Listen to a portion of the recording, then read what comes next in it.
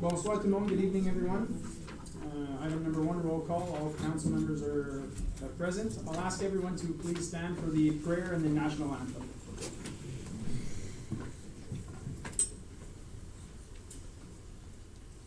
Attendu que le Canada est fondé sur des principes qui reconnaissent la suprématie de Dieu et la primauté du droit, prenons un moment de réflexion personnelle.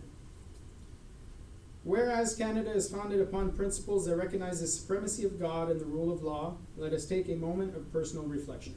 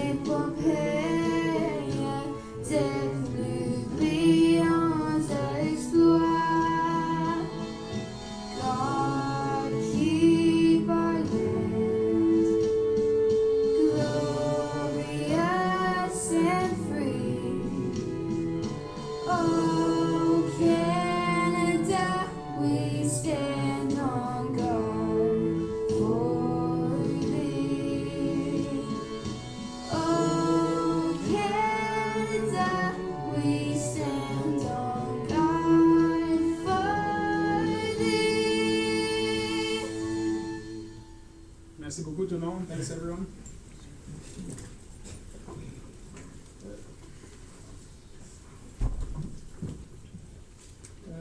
Item 4, additions, deletions, or amendments. I have an item under 18B in regards to the new Bill 107, or item C, I'm sorry, in regards to Bill 107. Any other additions? Conseiller Brisson? Je demanderais si l'item numéro 15 pour la résolution soit mis après les présentations, donc après 11B. Donc, comme ça, on peut avoir une période de questions que le monde pourrait partir. T'aimerais que l'item 15? Oui.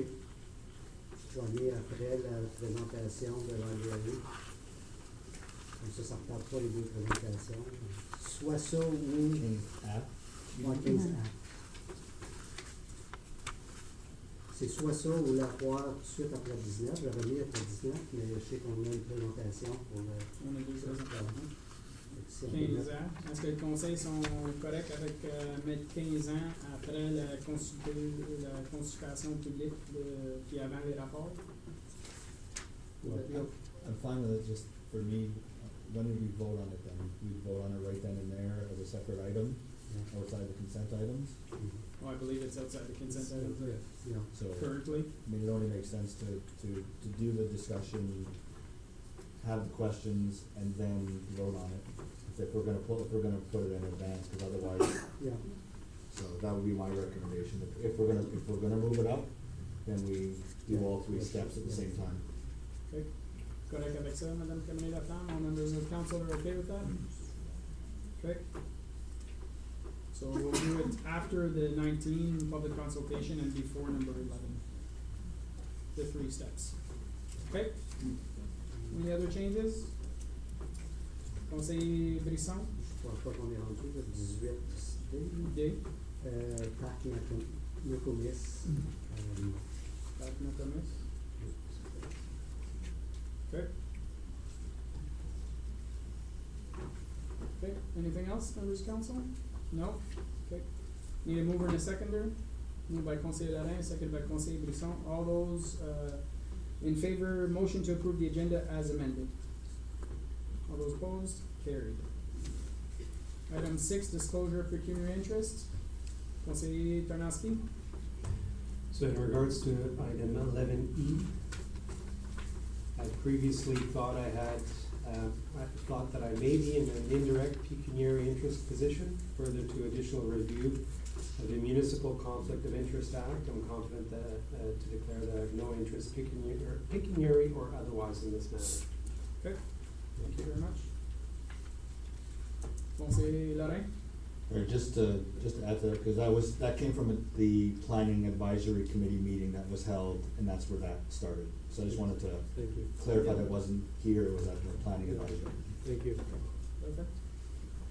Item 7, adoption of minutes, regular council minutes of June 4th, 2019. Motion to approve the following minutes as presented. Need a mover and a seconder? Moved by Conseiller Lorrain, seconded Councillor Tanoski.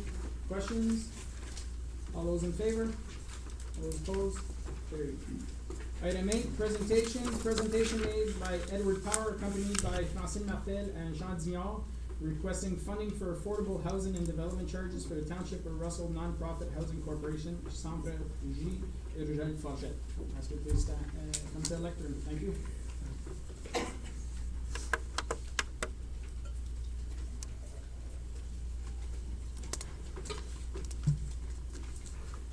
Good evening. Good evening, I need to get some water first. Not a problem at all.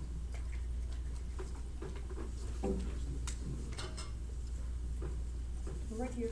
Okay, good. We want to briefly, under 15 minutes, talk to you about 3 items.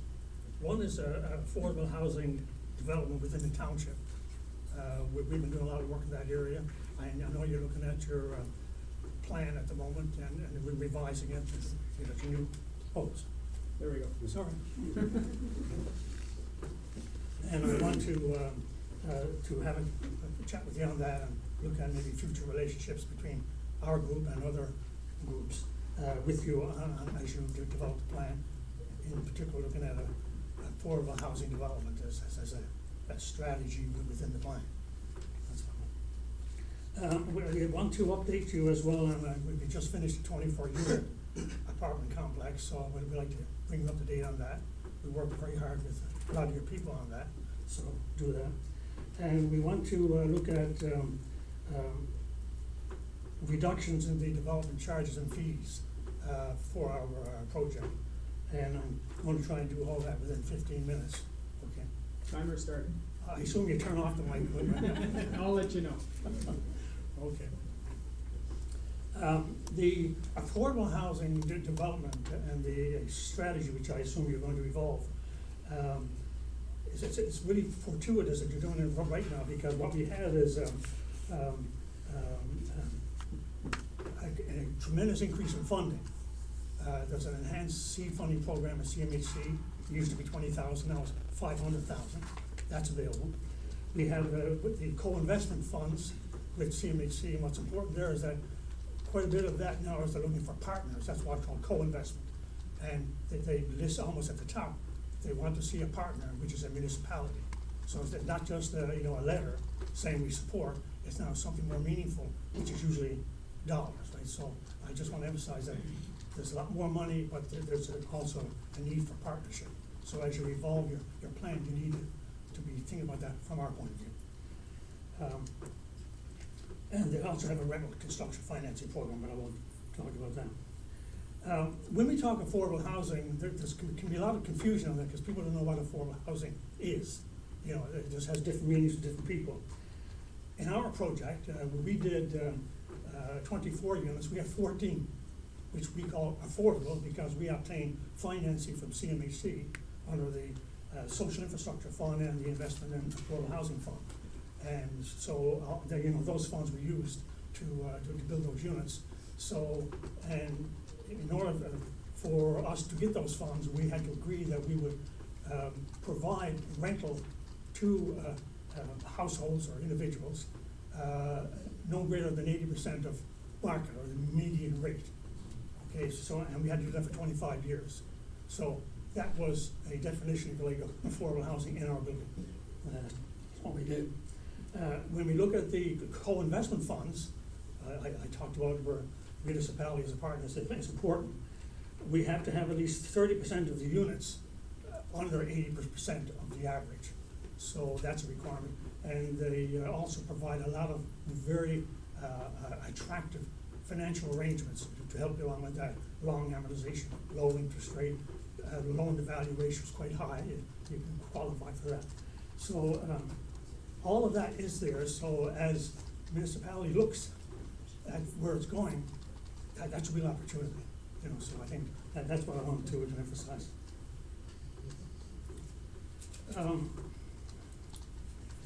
In your plan, the existing plan, I'm not telling you what you already know, but I'm learning. You do talk about that you want to have a full range and mix of high density housing forms, and including second units, but you mentioned affordable housing.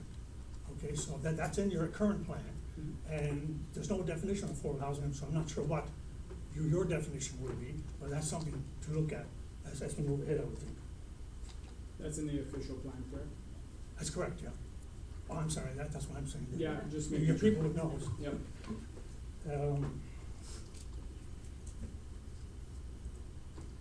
So what we're thinking is that maybe we can look at different target groups. What we have in the expansion we just did is all seniors.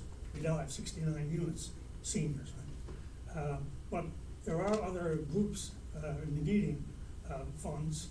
You have you know, young couples who need help. You have also single-family households, usually women, and you also have an unfortunate situation where you have women with children who are fleeing violence, who have a great need. So all of those are there, and these are areas where the township could look at being amenable or enabling units to help these people. That's what we're saying, so it's not just seniors. Right. That's the board talking, I'm talking about, that's what the board is. I can skip that. Also, I didn't include, I read, but I didn't include the recent announcement, More Homes, More Choice, which was announced by the province, by the Premier Ford or the minister, I think. And one of the things they talk about there are development charges, which is interesting because they didn't address cost, they addressed cash flow on development charges. And they said that development charges for nonprofit housing, such as us, will be payable over 20 years, while development charges for other rental housing will be payable over 5 years. So that means coming in, you could, if I'm doing a project, I could look at a cost of 150 or 200,000, but I can look at the cash flow over 20 years. And our projects and getting them done, cash flow is critical, and you gotta make sure that you got that nailed and you watch out for. Gives you a little bit more flexibility. Absolutely, and it gives me less stress, because I gotta handle that stuff. So CMHC co-investment program is placing great emphasis on for financial partnerships, and the township, as it looks at its housing strategy, the Planning Act and the Municipal Act, I think there are opportunities already there that in terms of providing grants or be amenable, creative on mixed use development. We've already had some chat with your CAO on that. Increased density, so all of those are tools, I think, that the municipality can use if you have a strategy, you know, then you have tools already, I think, to do that.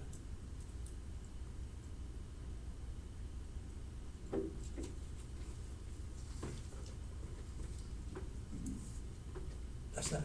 That's it. That's number one. Our project has gone very well.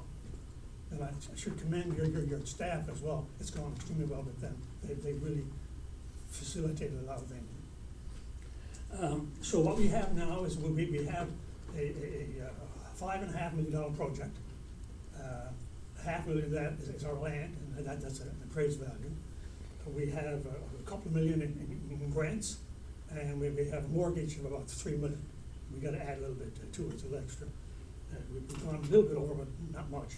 So with the 24 units we have, where we have 15 one-bedrooms and 9 two-bedrooms, we have 14 affordables, and we have 10 market.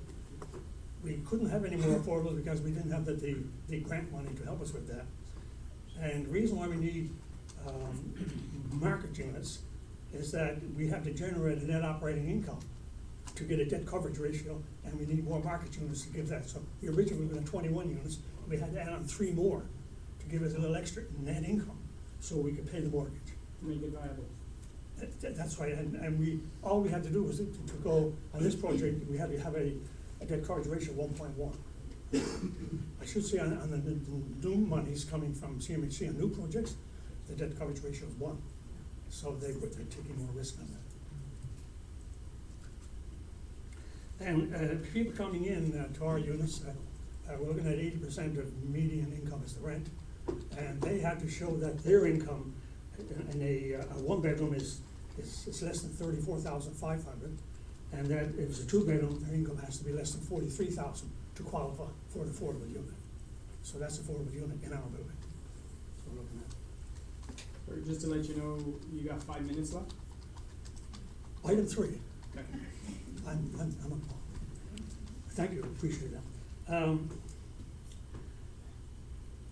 It is our view that development charges should be used strategically by the township through either waiving them or discounting them where affordable housing is being targeted.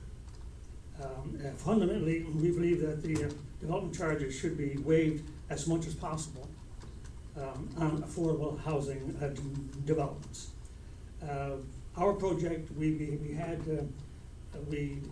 paid at a point, now this is an estimate, I think this is probably a little more than this, but we paid about $188,000 of cost to you folks. So, and there was already a discounting on some of the units, and that was $45,000 we didn't have to pay, and we thank you guys for making sure we get that. But there's still $188,000 that we had to pay, and that's paid, and we should have that.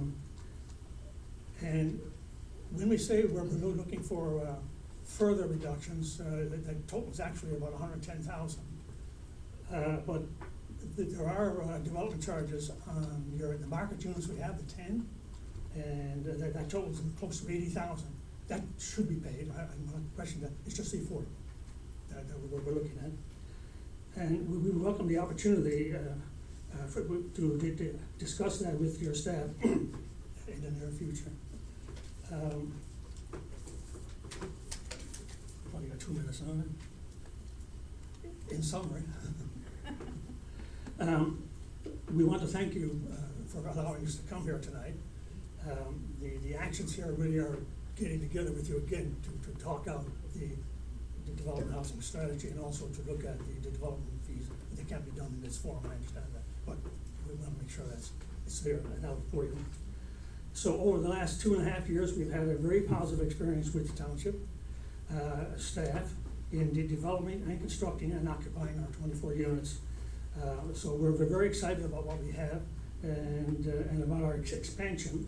And there's a feeling within the group and the board that there's probably more that we can do, so we can advocate, we can work with you on advocacy and to trying to do things, or we can take the lead on a development maybe, or there may well be things that we can work jointly on. So maybe there's a steering committee or something, we don't know, whatever, but there's a willingness on our side too. We have knowledge, we have experience, and you folks do as well, and you have more tools than we do, so to work on. And if there's any questions, fine, but I think that's pretty much what you want to say. Okay. Thank you very much for the presentation. So just to be clear, between all the development charges and the fees, roughly you've paid $188,000. Correct. You're fine with paying the $78,000 for the market value. Correct. But you're essentially looking for a refund of everything else. 110. The 110, which is essentially all the site plan application, cash in lieu, the And development charges on the development charges on the affordables. That's correct, yeah. Okay. Just want to make sure that, No, I understand. that we understand exactly what they asked for. Yeah. Do members of council have questions at this point in time? Councilor Janaki? Just a quick question, so I just want to be clear, so on the units that are built, are there any requirements that you have to be a senior to be?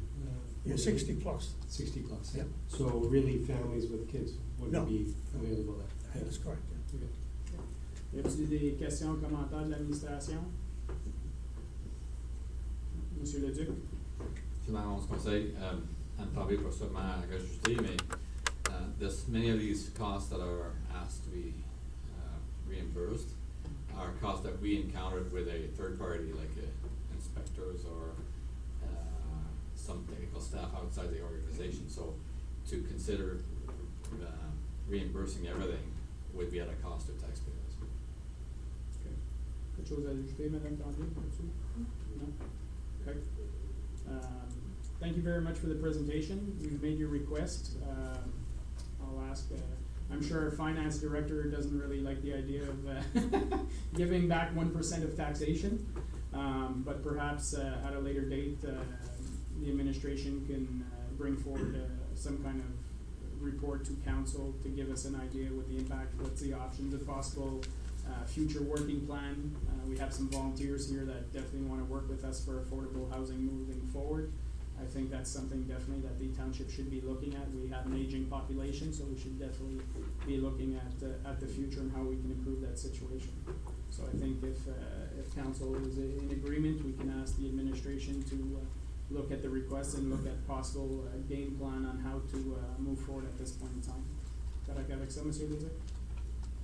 If every members of council are okay with that, I see heads shaking. Yeah. Monsieur Leduc? We're approaching summer vacation. Yes. Timelines is more September date than August date. Yeah, I think we can all understand that. From your Agreed. side. Agreed. You guys have vacation too. Merci beaucoup. Thank you. Thank you. Move on to item 9, delegations and petitions. We have none. Item 10, consent items. Motion that all items listed under consent items be received as presented. We have A, the minutes of the Environmental Advisory Committee of April 24, 2019. B, minutes of the Township of Russell Public Library Board, April 16, 2019.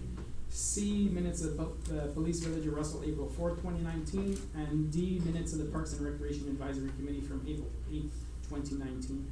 Need a mover and a seconder, please. Moved by Conseiller Lorrain, seconded by Conseiller Associé. All those in favor? All those opposed? Carried. At this point in time, we move on to item number 19, public consultation.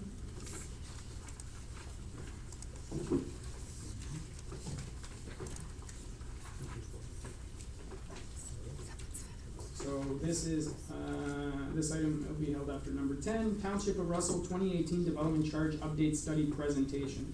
The council receives the Township of Russell 2018 Development Charge Update Study dated December 17, 2018 from Watson and Associates Economics Limited, and that council approves proposed bylaw to amend bylaw 2016-148, being the development charges bylaw. Monsieur Leduc, Monsieur Godin, this is part of the process. Oui, merci Monsieur le Maire, bonsoir, Charmant du Conseil. So yes, essentially this is a part of the process to be able to amend our DC, our development charges bylaw. This is a follow-up to a report that was presented to Council in December of 2018 with the question on DC indexing, so just to amend our practices for indexing instead of going once a year to go biannually, so twice a year. I did prepare a short presentation just for the public's benefit and for yours as well, just to kind of explain what we're proposing to change, and a bit of background regarding why we're doing this. Perfect. So to start off, I'm just going to give you a bit of a recap of all the steps that led to this. To begin, we adopted our current development charges bylaw in December of 2016. And included in that is an annual indexing, like I said earlier. So in November of 2018 is when we proposed, or we presented to council the proposed 2019 indexing.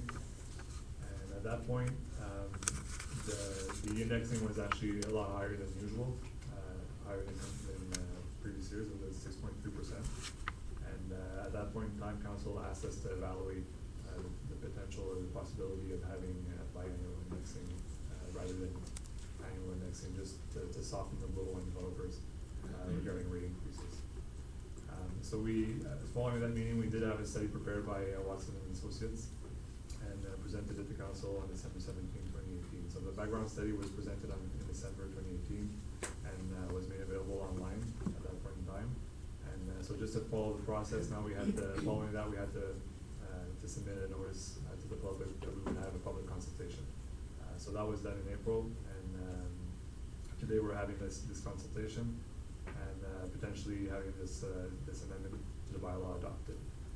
Just to reassure council, if ever there's questions or whatnot that can't be answered and you're not comfortable with adopting it now, it can always be, the actual adoption of the bylaw can always be deferred to after the summer. We're not gonna be applying any indexing before January 1st, 2020, so that's not gonna be an issue. So essentially that's what led to this. So the next few slides I'm just gonna show here, what I'm presenting here is simply the text that we have in our development charges bylaw. Just saying that we're indexing on a yearly basis in January of every year based on the most recent 12 months indexing based on StatScan, the CPI, and the construction non-residential index.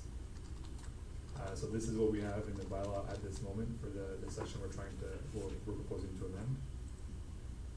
And this here is what we're proposing to switch that text to basically, and what you're gonna see here is basically just to say that we're, without amending the bylaw, we will proceed twice a year with an indexing. Once in January and once in July. So in January will be based on the January to June index or inflation from the previous years, and in July is going to be based on the July to December indexing from the previous year. Conseiller Larin? And just explain the methodology as to why we're delaying a 6-month time frame for each time we index. Right, so when we did bring that report to council, that was one of the comments that we did receive from one of the developers, that they really had a short time to react, right? Because we would bring those reports in November, because the September to August quarterly information would only become available at the end of October. So essentially we would be bringing some indexing in November that would be applicable in January. And one of the requests was, well, is it possible to have biannual indexing, and also to have more of a heads up, and for them to also be able to consult online on StatScan to have an idea what's coming up, and to be able to prepare their costing and whatnot for their house sales in the upcoming future. So this, at that point when we had those discussions in November and December, that's what we had to establish that we would do, to give them just a bit of more time to react, to do it with a 6-month delay.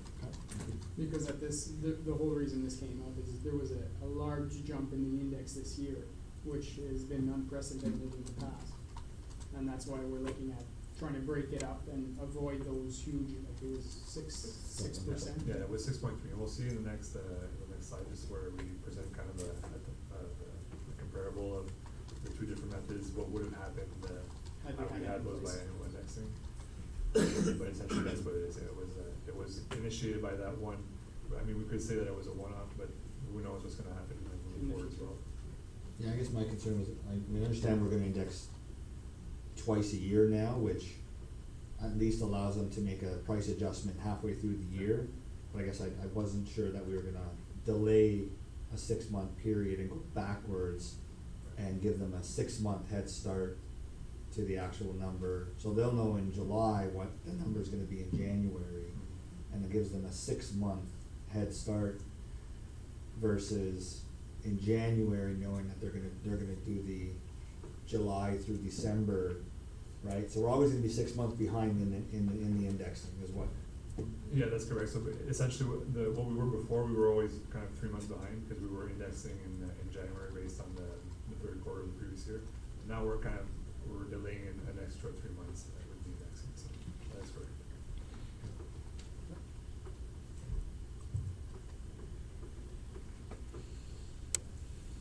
Alright, so here I'm just saying that the next slide, I'm just gonna show you an example. What we did here to demonstrate the impact that this actually has on the development charges rate is starting off with the 2019 rate of $17,000, which is the DC rate for a single home that has water and sewer. And I'm just going to show you a table showing using the same inflation that we've had from 2015 to 2019, just to give you an idea, and just to demonstrate as well that essentially the end rate does remain the same. It's just that it's getting increased every 6 months instead of every year, so the increases are a bit less impactful than they were in the past.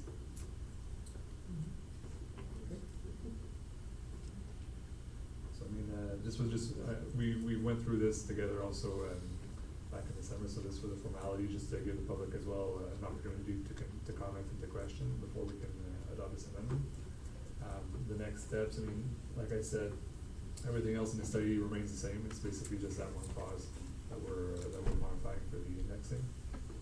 And so the next steps is we're going to be bringing a report after the summer for the July or the next indexing.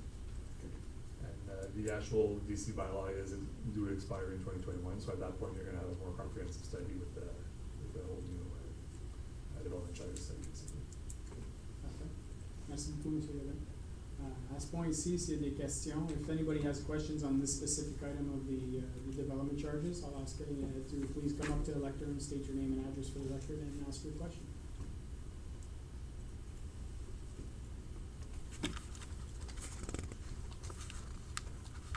Good evening, Mr. Mayor, members of council. Charles Armstrong from Castlebill Street in Embrun. I'm not a developer, but I was interested in wondering why the non-residential rate is used on residential housing.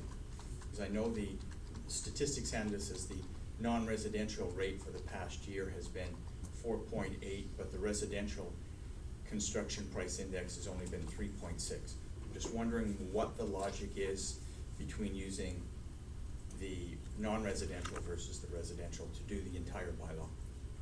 Monsieur Leduc, Monsieur Godin? Merci, Mr. Mayor. I think we had that same question previously as well, and I think essentially, I mean, we're going with what was recommended by the consultant when we did our DC study. The development charges are applied to residential construction, but they are also applied to the same with commercial and industrial. But I mean, that essentially was the base index that was proposed by a consultant, and we did go forward with that. Yeah, and the consultant that's their field of expertise is development charges. That's correct. Okay. D'autres questions? No? All right, that'll end that section 19. We will go back to the modified agenda. We are going to now number 15. The notice of motion to amend something previously adopted or rescind in regards to the capital conversion principles and the Castlebill Richelieu Heritage Project. Conseiller Larin? Yep.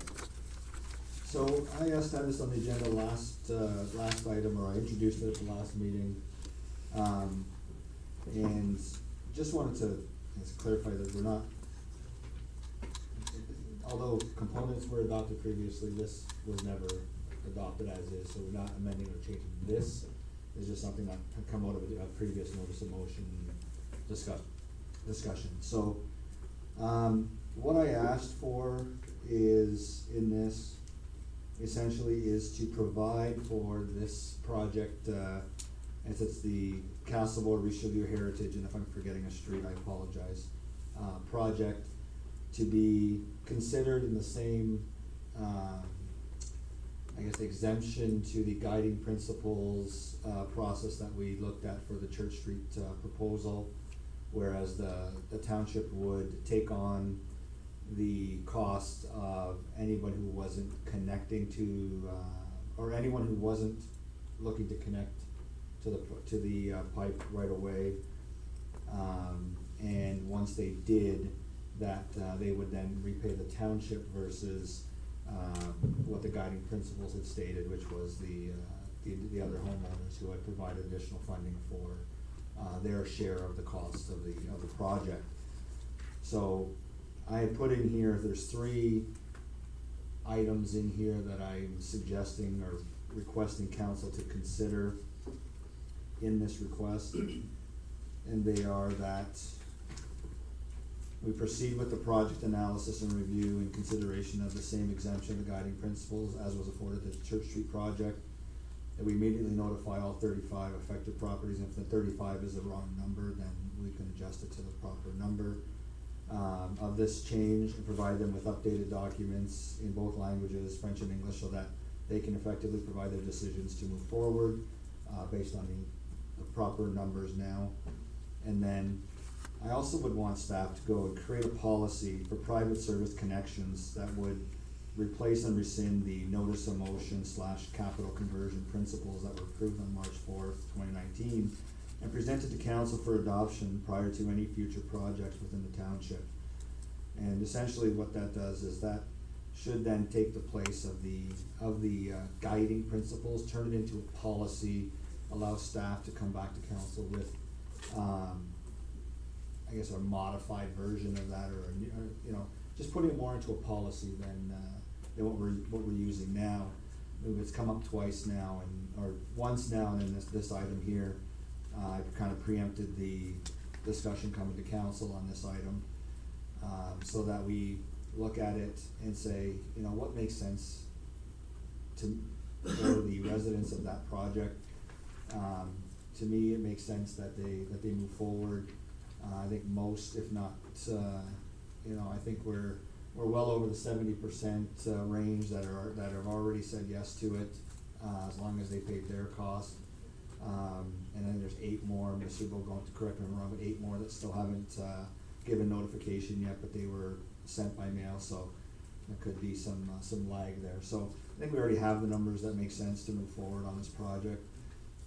Most have aging infrastructure on their own, so to me it made sense. So that's why I presented it. Mr. Brisson, or Councilor Brisson, seconded the notice of motion at the time. So I'm asking council as a whole, or at least a majority, to approve this notice of motion so that we can move forward on this project, ensure that everyone that wants it needs to be on this, on the municipal sewers are connected, and that the project moves forward as soon as possible. I think it's scheduled for next year, Mr. Bogon, and that there's no further delays on that, and all the costing gets done and whatnot. So that's what I'm asking council at this point in time.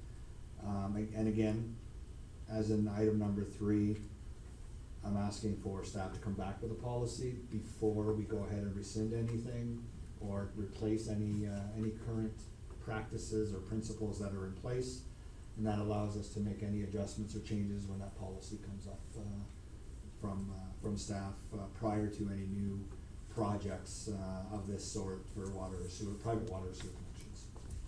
Thank you very much. Question comme Councilor Chernowski? Thank you. So, there were some really good points that were raised in this first go-around, testing out the capital conversions principles that were previously adopted by council. Obviously around the Castlebeau Heritage Official Year project. For one thing, there's a developer in the mix, and when we originally discussed these principles, there was no mention or the impact of the developer in the mix. So there's a good benefit for residents getting the water and sewer early on when there is a developer in the mix. The core issue that we were trying to address with these principles is that we didn't want to force anyone to pay for water and sewer if they didn't want to convert. And that's something that I want to make sure that we don't lose in this process moving forward. I think it's really important. When we had previous public meetings, it was very apparent that there was some really concerned citizens that didn't want to be forced into having to connect and pay these large fees if they weren't ready to do that, or if they weren't able to do that. So that was an important core in moving forward with these principles. I definitely agree with Councilor Lorraine that there needs to be some additional work that needs to be done around this. So they need to be further flushed out.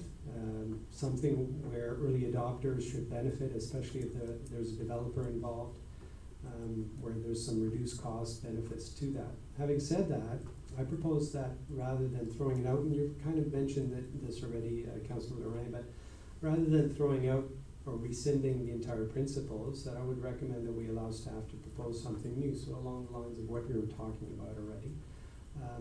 But I just want to make sure that we maintain, in whatever staff comes back, that we maintain some sort of process where we're not forcing anyone to connect and something that rewards the early adopters to encourage as many people to connect as possible if there is a project going forward. So in other words, I propose to defer the motion, I guess, to our August meeting, so that staff can come back with the policy as you were talking about. Thank you very much. Conseiller Brisson, question? Conseiller Lorrain?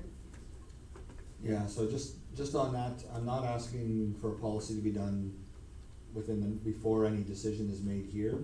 I think based on the fact that there is a developer involved, based on the fact that we have exempted Church Street, based on the same criteria, I think we need to move forward with this project. And for any future project is why I'm asking for the policy to be drafted. I totally agree that staff should put that information into the review and come back to council. If council doesn't like the policy, then council turns it down and the current policy the current guiding principles stay in place. But until such time, those principles are still in place, policy comes up, we discuss. If you want them added in at that point, or they haven't done enough for you, then we debate that item at that point in time before the policy gets put in place. It's only once the policy is put in place that I'm recommending that it replaces or rescinds the current guiding principles. So if there's something that you want in the policy, then absolutely, I think we work with staff on that piece of it. But I think right now, we let staff take that back, and it probably, to me, wouldn't be something, I mean, I don't know when the next project is coming, whether or not it's in the next 5 months, or 3 months, or 1 month or not, but I'm asking that it be done before that next project comes, so that we're prepared, and no one else is gonna be forced to connect to anything, like you mentioned, before any new project comes in. So as long as they have it prepared before that, we'll be able to vote on it. That's where I think, like for me, I think we need to get this one out of the way, get this one done, so that staff can move forward with the proper pricing and getting the proper numbers to the residents, so that we can get that finalized now versus like we've seen with them, and then delays, and then all of a sudden there's an increase in cost, there's an increase in construction costs, there's an increase in other things in the project. Is that risk of not going? I think that'd be the worst part. Thank you. Monsieur Leduc, Monsieur Bourgon, timeline-wise, when are we looking to move forward with the tender process for this? I know construction, we're talking 2020. Yeah, that's correct. Construction 2020. So we were planning to be in the tender process around the end of September, October timeframe. Okay. In order to come back with tender approval right after budget discussion. Right after budget discussion. Now, Or during budget discussion, during like in budget that discussion. period of time. Yeah. Now, I've had many discussions with residents, I've had discussions with staff. I think there's opportunities here to actually improve the numbers if possible. I'm just wondering, is that something that you could have presented, for example, in the August meeting? Yeah, so in August, I can certainly have like a resume of where we stand, like how many people wish to proceed, improve or better estimates of the costing as well. It's all information that can be brought forward to council in August. Right, and as Councillor Danaski mentioned, we can put a clause in place or make a suggestion that, somebody who's connecting right now is benefiting from that developer charge. But those who would potentially opt out could be informed that you won't have access to that share of those funds, that are actually, instead of being $17,000 now, if you decide to connect in 2-3 years, the true cost could be closer to 30. So there's actually an incentive for those individuals thinking of possibly opting out, that's saying, if I decide to go right now, I'm gonna have access to those funds, and if I don't have access to those funds, then it's shared amongst the other residents who decide to go ahead. So we've had discussions. I think there's opportunities to actually improve this situation for all residents moving forward, even though there might be some people who opt out. So I just wanna make sure if we came back to an August timeline of that scenario, that it wouldn't affect the overall project whatsoever. No, we will still meet the timeline that we have currently. Okay. And I will still have time to advise the resident of any type of changes as well. Conseiller Brisson? Oui, parce que justement, en disant qu'octobre-novembre, si on avait la possibilité d'avoir de la politique qui revient au mois d'août, c'est que là, ça pourrait être tout de suite appliqué à ce projet-là ici pour pas que ça soit encore en lambeaux, puis que, au point de vue de la municipalité aussi, on sait combien d'argent que ça voudrait dire que ça serait impliqué, puis que ceux qui opt-out, c'est quoi qu'il y aurait en conséquence, parce que moi, je suis pas pour que les autres résidents payent pour ceux qui opt-out, mais il faut que ceux qui opt-out aient des conséquences, mais à quel coût que ça peut nous coûter à la municipalité. Une suggestion que j'avais amenée aussi à l'autre discussion, c'était peut-être si on d'étudier que ceux qui opt-out, que le coût d'installation de la PIP, des PIP, soit mis avec un lien sur les propriétés, puis que quand la propriété est vendue, que là, le nouveau propriétaire est obligé de le payer à l'achat. Comme ça ne force pas le résident, comme c'est là, à avoir les coûts, pour le principe, comme le conseiller Tarnowski a emmené. Mais de l'autre manière, l'acheteur est au courant que quand il la jette, il a le choix d'acheter cette maison-là, qui n'a pas les services encore, qui va avoir les coûts supplémentaires qui vont être payés, ou aller voir une autre maison. Ça fait que selon moi, ça serait peut-être une bonne option.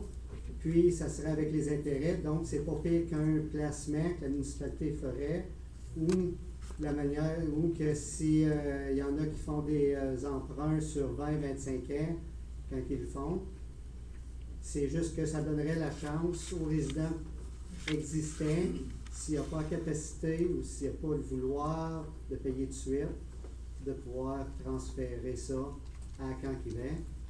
Puis la plupart de ces propriétés-là, ça ne va pas être si longtemps que ça non plus. Et ça serait une des propositions que je mettrais dedans aussi. Merci. Conseiller Larin? Yeah, so let me, because Councilor Brisson just mentioned that, so what I would say to that is that I think that's definitely something that should be looked at in the policy that comes back to us. But for this specific project, I wanna keep this discussion to this specific project at this point in time. I think there's a lot of angst in the room, and I think that by deferring this until August, it puts a summer of anxiety on the people that are looking at this. I've had many discussions and many emails and many phone calls about this. I think we've already exempted the Church Street people. I think there was a few more people, if I'm not mistaken, on Church Street that didn't want to connect, and that we're picking up the cost on those. I think right now there's two in this project that have said, no, they don't wanna connect right now. I think we move forward with this. If we wanna put an amendment to the notice of motion and add number 4 to the effect of, I think you guys were talking about the benefit to the people who are not connecting, not getting the benefit of the developers cost of the pipe, then I would suggest that we make that, you make that amendment request, and we add it as number 4 to this notice of motion, so that we can actually deal with this item tonight, rather than delaying until August, like mid-August discussion. And that way the staff can go ahead and move forward, right away on preparing the documents and getting the information out. Thank you. The only comment I'll add in regards to Church Street, yes, council took the position of waiving that, but correct me if I'm wrong, Mr. Bourgon, we still don't know what the impact of that decision was. Correct? We don't know how many people have opted out on Church Street and what impact that will have financially on the township at this point in time, correct? I'm still waiting for a lot of answers from people on Church Street, which we're starting to do like individual follow-ups right now. But yeah, I cannot tell council that here's the impact of how much the municipality needs to support in that project. And that's information that, based on the exemption that we received a couple of months ago, that's info that I'll bring forward to council, just to confirm if the project moves forward. Because if I'm reading this notice of motion correctly, the way it's worded, if we were to go ahead and just exempt everyone, all of a sudden, the 2 people who might not wanna go ahead, well, we could have another 10, 15 people who say, you know what, my septic system's good for another 5-10 years, council passed that I don't have to pay it right away, I can wait. That, in the way it's worded currently. Right, but if you add the extra clause that they don't get the benefit of the developer's share, I think that alleviates that concern. So if somebody wants to propose the amendment to that and add number 4, then I'd say go ahead. The issue I have that is that that's just one possibility. There are different scenarios that might benefit the residents. And I think that staff should be able to bring that forward as possible options that could actually see costs decrease for everybody, as opposed to just rushing ahead, making a decision, just because, yes, there is some angst in the room, but we're not affecting the timeline whatsoever. And, you know, patients might end up that a couple of months from now, residents might find themselves in a better situation than what was presented here that evening. So I would prefer waiting and giving the staff the opportunity to see if they can come back with an option that actually makes it better for current residents. Councillor Janoski. Thank you. So again, I think if there is angst in the, over the summer, if we can't come to a decision right now, I mean, again, if we come up with a process where we're guaranteeing that no one's forced, and then with, using those principles that we're adding to this, I think that it's gonna come out in the positive regardless. But I'm with you, Mr. Mayor, on that, where I'm not comfortable just quickly adding something in, because we have 35 here.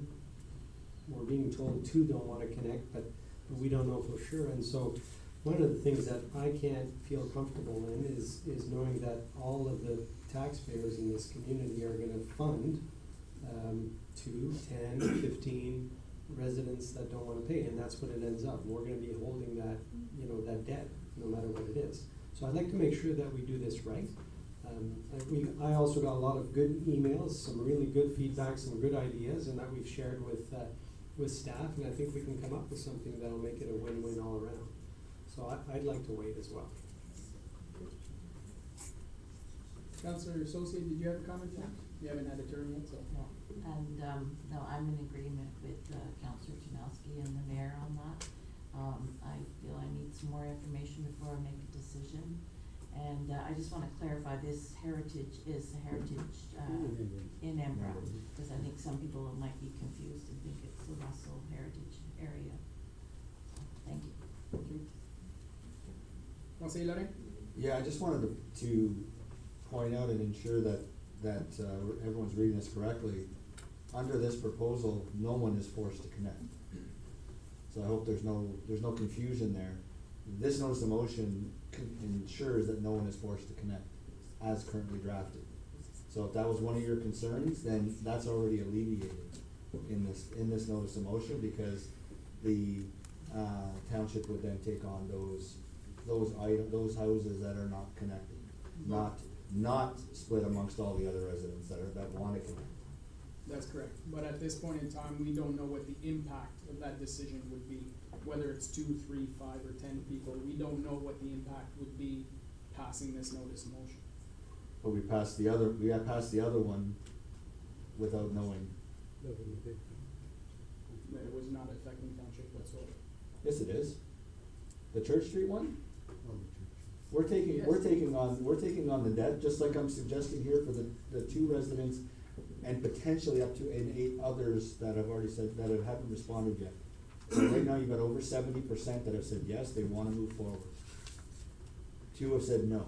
There's 8 undecided. So you got 70% of the people that wanna go. That can be changed, they can change their mind based on They this can, decision. but if you decided to put your amendment on the table, then they would know that they wouldn't benefit from their share of the pipe. That's correct, and if that's brought up in August and that's put in place, chances are the people are thinking of opting out, will not opt out because they will lose that benefit. Conseiller Brisson?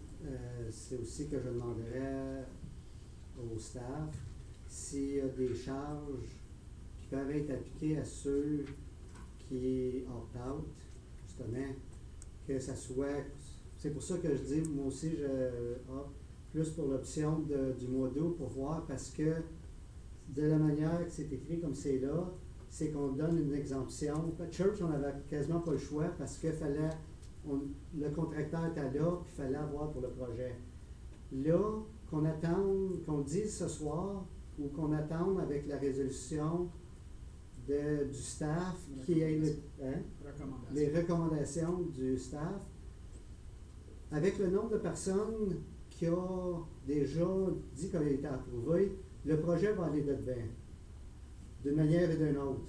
C'est juste de savoir, est-ce que les coûts, comme c'est là, c'était les résidents qui payaient pour ceux qui ne rentraient pas, est-ce que ces coûts-là vont être restés de même? Est-ce que les coûts, ça va être à la municipalité? À quels frais que la municipalité qu'on va le faire? À quelles conséquences de ceux qui opt-out ont? C'est pour ça qu'en l'ayant tout, c'est pour ça que je ne veux pas accepter ce projet-là tout de suite comme church, qu'on prend toutes les choses, parce qu'ils peuvent avoir des conséquences à ceux qui opt-out. Puis je veux qu'il y en ait aussi. Parce qu'il faut qu'il y ait de quoi, comme pas dire, OK, ben, je vais attendre, puis là, oui, ce coup-ci, il y a un développeur, mais peut-être que le prochain, il n'y aura pas de développeur non plus. Fait que moi, je ne regarde pas juste pour celui-là, je regarde pour celui-là inclus et les prochaines choses qu'avec les recommandations qu'on a tout amené, les 5, que ça nous soit ramené au mois d'août, puis que ça soit décidé à ce temps-là. Merci beaucoup, conseiller Buisson. Just to point out as well, comme tu dis, le projet comme tel, on parle de 35 maisons, mais il y a 600 propriétés dans la municipalité qui potentiellement, pour l'eau, les sols ou les deux. So there's approximately, we're talking about this 35 house project currently, but we have over 600 properties that at one point in time are going to be going through this process as well. Conseiller Lorrain. Last comment, if you don't mind. So just to touch on what you just said, and I'll touch on what Mr. Buisson just said, and then I'll make my final comment on it. That's, item number 3 up there is why, if there's 600 more houses up there, that's why I want a policy, so that staff have something to put forward going forward. I want a policy. So this because this project is coming now and there's no policy in place at this point in time, then to me it makes sense that we push it back to staff to put a policy in place. The second thing is, Mr. Buisson, you talked about, that this project is gonna go through. There's absolutely no guarantee that this project is gonna go through if people have to pay or take up the cost of the people that are not connected. They've already stated that. I've gotten over 25 emails to that effect. We wanna go, but we don't wanna pay for the additional cost. So the fact is, if they are charged the additional cost, there are chances that that the 70% that wanna go don't end up wanting to go, and thus canceling the project completely. So it's not a guarantee that the project is going to go, regardless of what comes out of anything. So I wanna make sure there's not that preconceived notion that this project's going one way or another. It's not going one way or another, because if the one way is to force people to pay for additional costs because other people are not going in, which is basically following the guiding principles, I guarantee you this project will not move forward. So just to point out in respect, Monsieur Lorrain, the perfect example is La Madeleine Street. La Madeleine Street was 19 properties. 12 properties could have went ahead alone without the other 7. Council made the decision that the 12 would pay higher costs to lower the costs of the 7 others to make it equal across the board. So the 12 residents did pay a higher cost on La Madeleine Street to subsidize the other 7. Yes, everybody was forced to connect, but just be clear that we have had situations in projects where some residents actually paid more than they should have to help subsidize other residents. So, and that project did move forward. Okay, but we also used the 66% rule for local improvement when we went forward with that, and we followed that process where everyone knew from the start what the process was. So here, we put forth the guiding principles, and the people come back saying, no, we don't want that. We don't want to move forward with it. So they know in advance that that's what it was, it's not gonna move forward.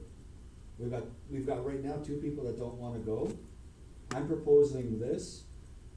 Right now, if this gets deferred, or if this gets defeated, we're coming back in August, and I'm sure Mr. Dick's gonna ask this question in a minute.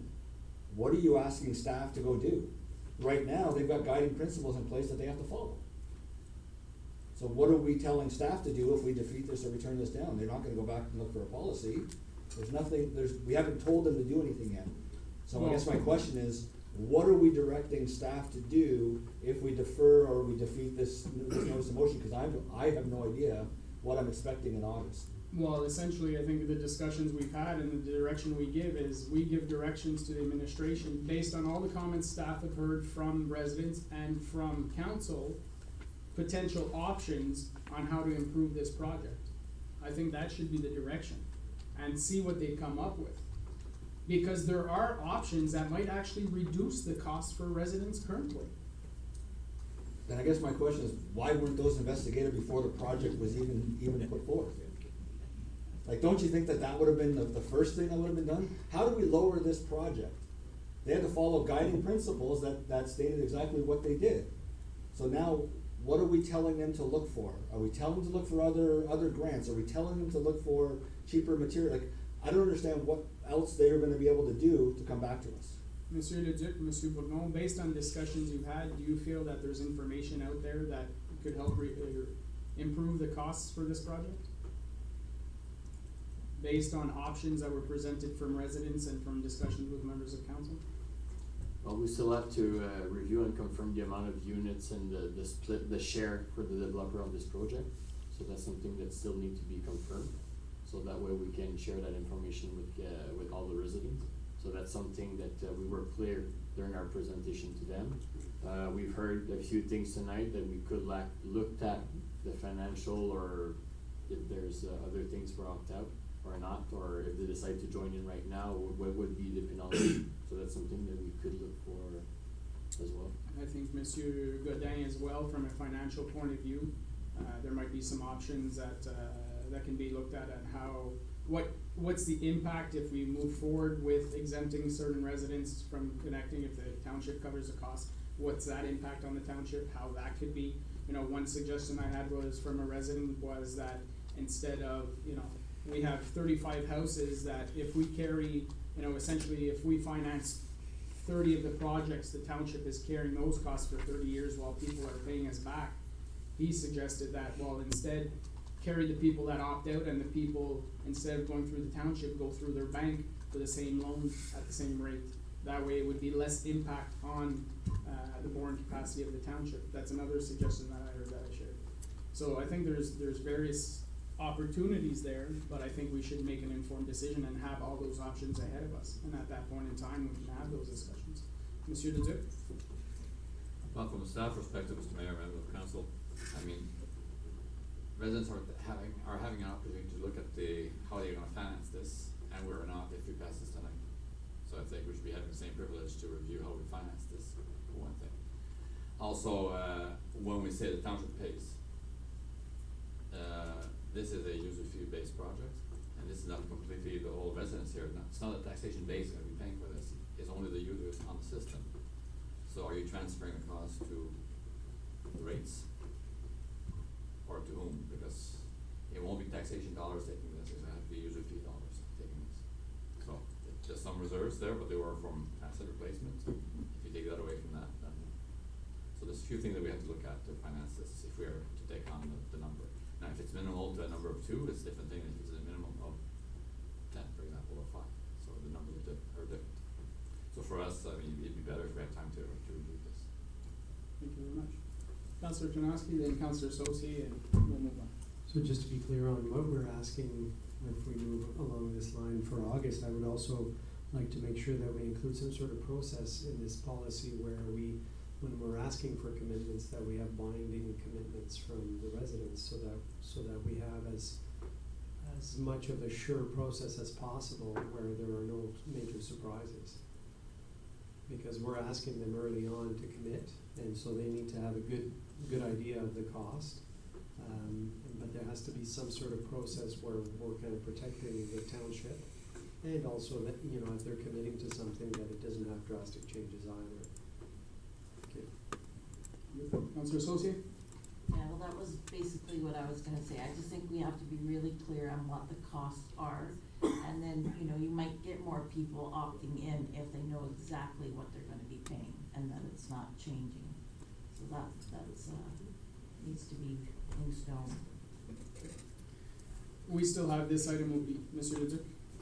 So now, I'm sure I'll say, for Mr. Councillor Soros's comment, we can only get that confirmed number once the RFP is completed and once the work is completed, because that's the only time when we'll know for sure what's the total tab on this project. So I know you'd like to have a firm number in front of you, but the reality is the RFP process and maybe some additional cost that comes when we do the work. So just wanna warn council and also residents who are expecting the bill that it may just fluctuate a bit depending on what happens from now and the end of the project. Okay, thank you very much. We have, we're gonna be having a question period, and then we're gonna be dealing with this subject again, Right after the questions, right? after the questions, yes. Can I ask one more question? Do you wait till after the question period? Oh, Yeah, the subject is coming back for further discussion, right, when we actually put it on the table and vote. So, at this point in time, to move things along, I'll open the question period for members of the public. Please come up on this subject of the agenda, please come up to the lectern, state your name and and the question, please. Name, address, and the question, if anybody has any questions at this point in time. Mr. Mayor, can we have a motion to suspend the rules for this then? Ah, je pensais quand on l'a fait au début, on a fait tous les changements, on a dit qu'on faisait les trois choses en même temps. And the question period as well? Wait, Only on wait, this? wait. So c'est la Only période, this item. only this item, so we move this first, followed by the question period, followed by the actual vote on the notice of motion. So les trois étapes étaient faites durant le changement à l'agenda. So if anybody has questions, you're more, please come up to the lectern, ask your question, please just state your name and address for the record.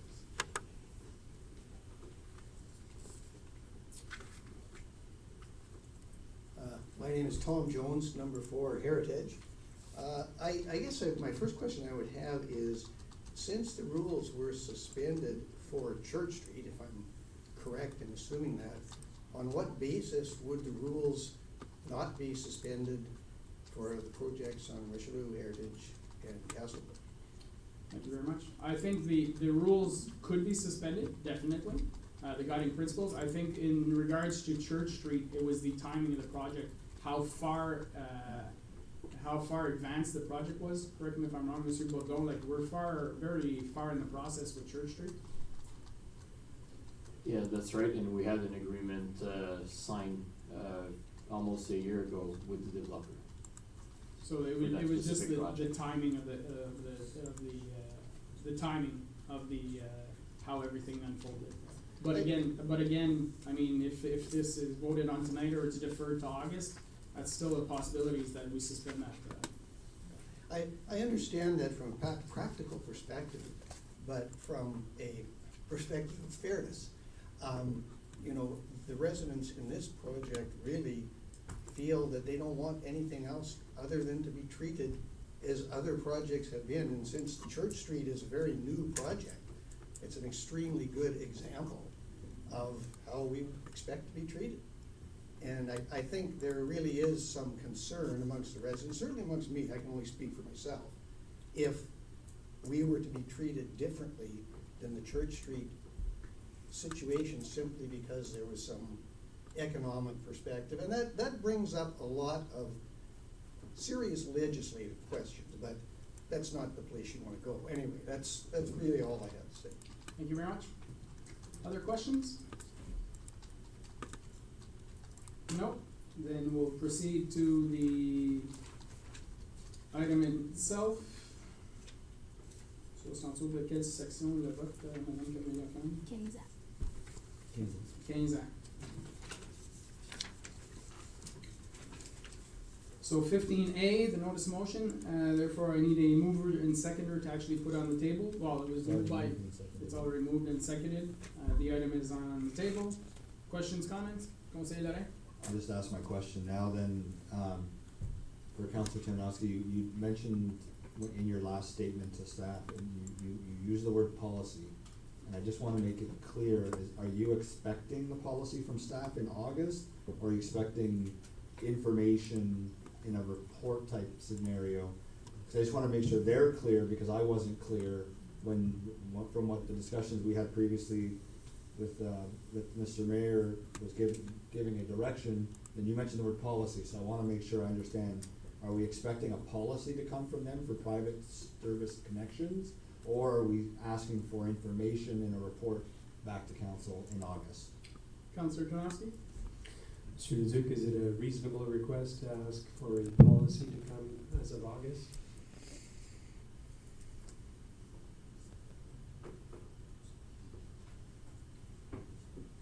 Mr. Leduc? If it stays simple and not too legally difficult to handle, I think it's possible. If we need to review the legalities of things, it might be different.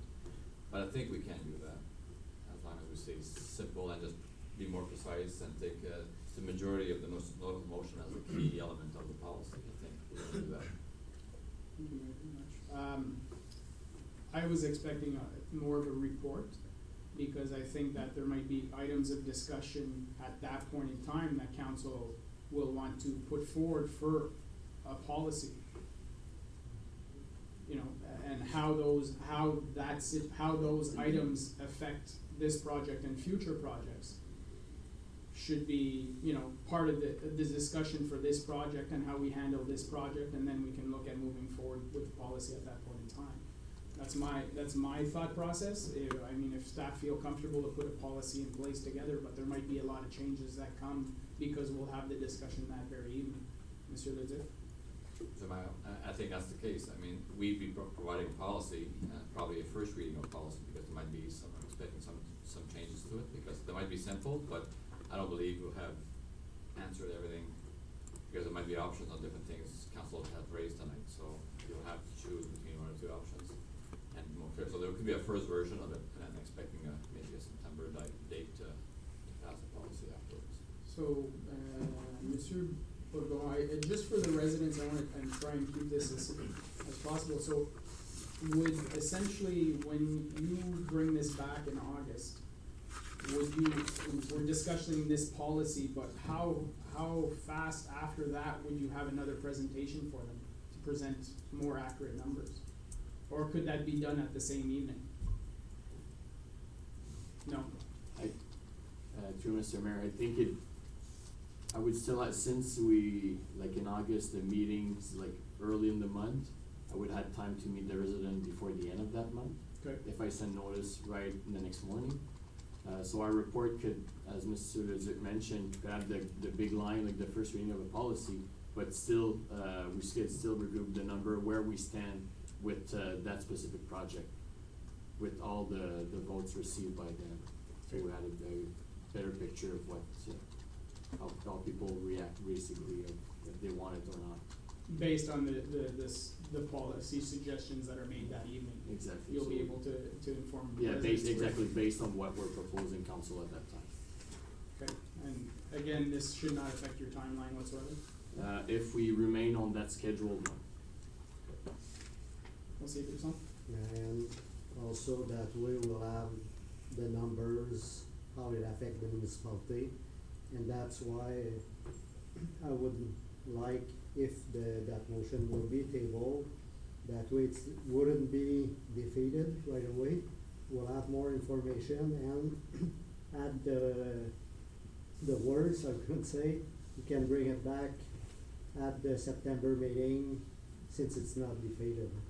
So, just to be clear, you're asking to defer this, are you asking to defer? I cannot defer it myself because it was not brought by me at first, so that's why, No, just to be clear, we have this note of motion on the table, yeah.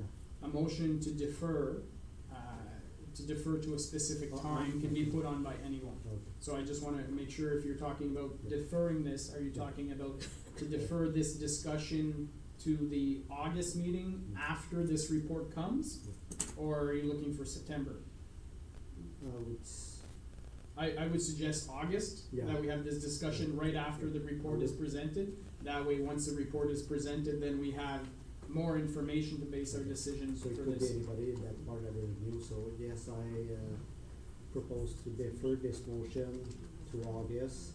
That way it's still on the table, that we can use this motion so that the residents don't have the social way to pay with all the information that we'll have.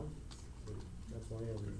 So I have Conseiller Brisson, who's put a motion on the table to defer this subject and to have it on the agenda at the August meeting after the report from the administration.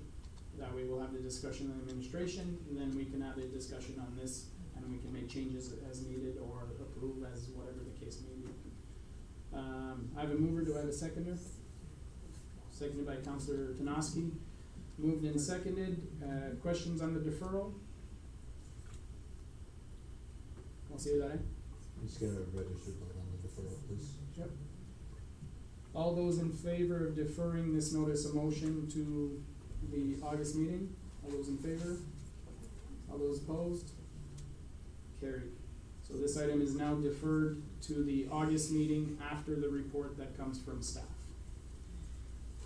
Now we will go back to the regular agenda.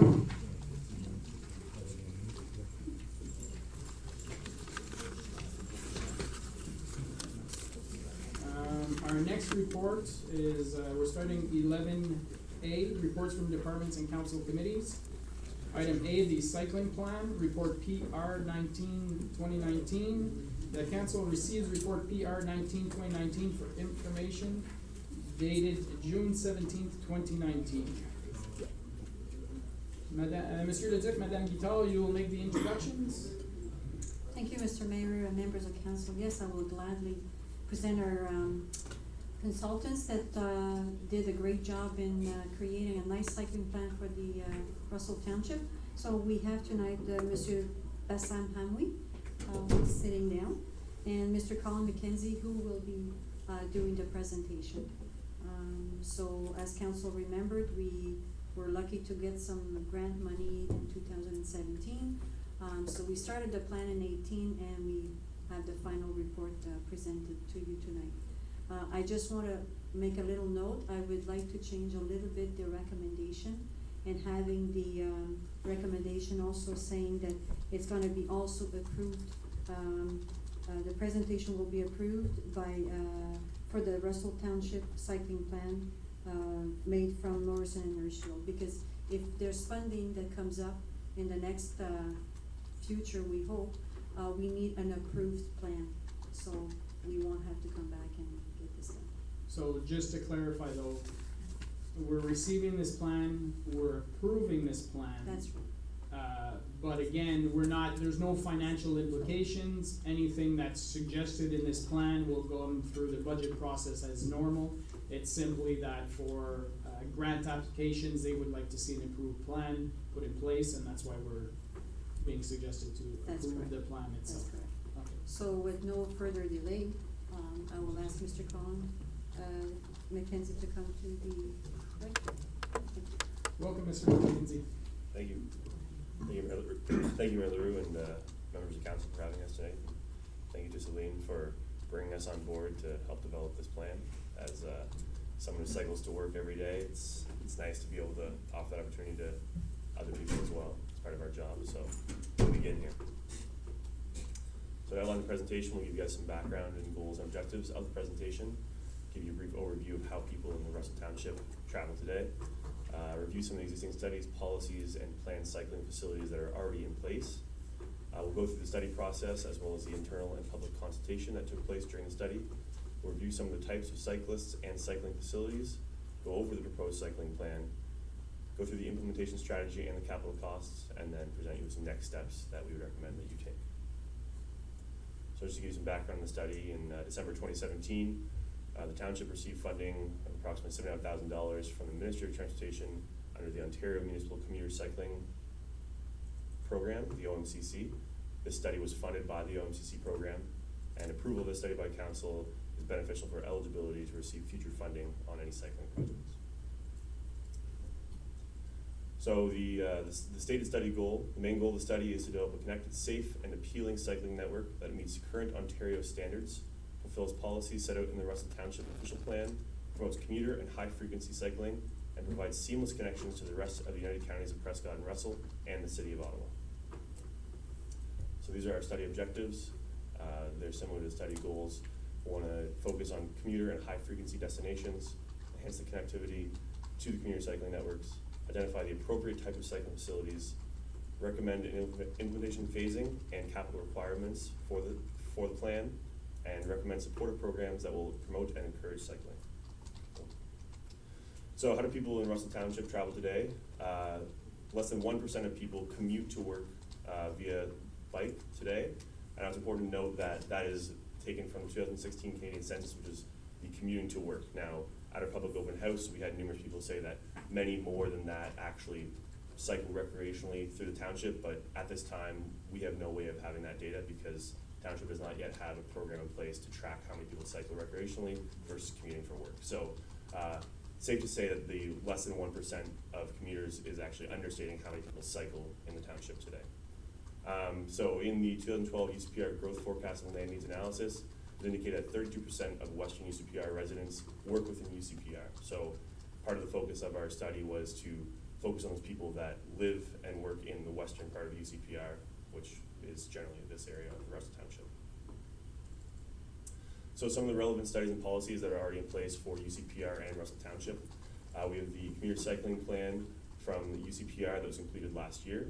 We have the UCPR official plan, Township of Russell Transportation Master Plan from 2016, Township of Russell official plan, the City of Ottawa cycling map, which is from the 2013 cycling program for the City of Ottawa, as well as recently implemented traffic calming policy and downtown streetscape master plan and urban design guidelines for the township. So this first image is the planned cycling facilities. Just to clarify, this is what was already put in place from those previous studies that were mentioned. So on the map, you'll see your green New York Central Fitness Trail on the map, which is your current backbone of your cycling facilities. Other colored lines there are the facilities that were put in place from the UCPR cycling plan. So these have not been constructed yet, but since it is an approved plan, they are officially planned and on the record as being planned facilities. Harder to see, I know, on the big screen, but the gray lines are the recommended cycling facilities from your own township's official plan. So we took these as a starting point for our plan and built upon them to develop the Russell Township Cycling Plan. So the study process, we reviewed the existing and planned cycling facilities as on the map you just saw, identified key destinations and missing links from those plans, evaluated proposed alternatives such as Saint Guillaume Road or Saint Pierre Road as connections to the City of Ottawa. We established the appropriate facility types and recommended facilities for each alternative, and we recommended the implementation schedule and costing. And at the end, we undertook internal and public consultation. So 2 weeks ago, we had our public open house in this very room, Wednesday, June 5th. There was 22 attendees on the sign-in sheet. We received 11 comments by the comment deadline of June 13th, last Thursday. And to promote the public open house, there's public notices placed by the township on the website, you guys' social media accounts, on the television inside this building, and on the LED screen outside, as well as in that the previous week's version of the Reflet. So let's go through some cyclist types.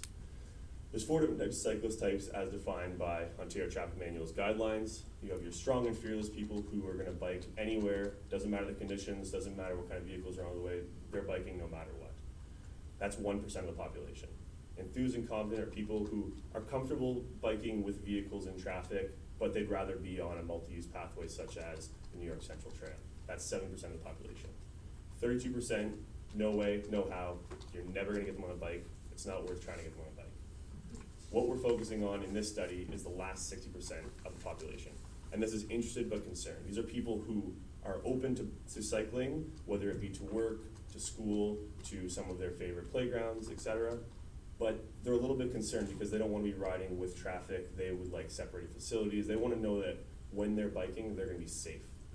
So that's what this plan focuses on, is capturing those people because they're the easiest to translate from vehicles into bikes. So types of cycling facilities, the plan comes with 4 different types of cycling facilities. The first is, this laser's working. You'll see in the top left corner there, the paved shoulders. These are your standard cycling facilities on the rural roadways, just a paved shoulder. It's a little bit wider to provide a little bit of room for the cyclist to travel alongside vehicles. The second you'll see in the bottom left-hand corner there is a buffered paved shoulder. This is the same idea, it's just the paved side, usually on one of the more rural roadways. In this case, you'll see the two white lines with the diagonal white lines in between. That is the buffer, and it can range anywhere from 0.5 to 1 meters in width. And what this does is just provide cyclists a little bit more comfort when vehicles are past them, especially on your roadways like your Saint-Guillaume and your Saint-Pierre, which are higher speed, have some trucks on them. It gives them a comfort of mind knowing they're a little bit further from vehicles. The top right corner there, you have bike lanes. Standard bike lanes usually come on streets with curbs on them. They range from 1.2 to 1.8 meters in width, and it gives cyclists their own lane to travel in, separate from vehicles. And then finally, you have our paved multi-use pathways, which you guys are already familiar about. That's the New York Central Fitness Trail. They're fully off the roadway. There's usually a large amount of space between the pathways and the road itself. So this is the proposed cycling plan for the village of Russell. We'll go through Embrun after, and then we'll go through some commuter connections as well. I believe you guys all have seen this before, so apologies for the small size, but presentations. So a lot going on here. What I want to focus on is on our legend here, you see the areas of interest. One thing we're really happy about, we developed these before we went to public consultation. When we came back from public consultation, one of the questions was, where do you guys want to cycle to? And a lot of the places that people identified they want to cycle to were already in our areas of interest here. There were schools, libraries, parks, sports fields, places that people want to go to all the time. Not necessarily employment areas, but places that we can easily convert trips of kids who have a baseball game. Instead of their parents driving to a baseball game, they can now cycle to said baseball game. So for the village of Russell, what I want to focus on is the black line. I'm trying to get this laser working, but I don't think it's... It is, but it's because there's too much lights. Oh, okay, fair enough. So what I want to focus on is in the downtown area of Russell. What we're trying to do here is provide options for people to not have to cycle on County Road 3. County Road 3 is one of the busier roads. There's a lot of vehicles on it. There's a lot of parked cars on it. The UCPR plan recommended cycling facilities on that county road. That's great. We agree with that, but we also want to provide alternatives to that to people who are not comfortable cycling with traffic. So you'll see the black lines north and south. One of them is on George Street, I believe, and the other one is on Mill Street. And those are designated shared lanes. So there isn't an actual bike lane. It's signs or painted pavement markings that would go up that would tell drivers, hey, this is a recommended route for cyclists to take, so please be aware of cyclists. Usually it's on lower volume streets, lower speed streets. When we were recommending these facilities, we took that into account and made sure that these were not on high speed posted roadways. Embrun, we really had the same idea. We want to get people who don't want to cycle on County Road 3 to have the option of other locations to cycle that are not County Road 3. So you'll see Santander there, the black line, same thing, it's a designated shared lane. Preferably, anywhere that's designated shared lane, we'd love to have bike lanes, but due to the road width, we don't have room for bike lanes as well as traffic lanes. In Santander's case, there's also parking on the street. Now, we could go ahead and recommend bike lanes without require road widening.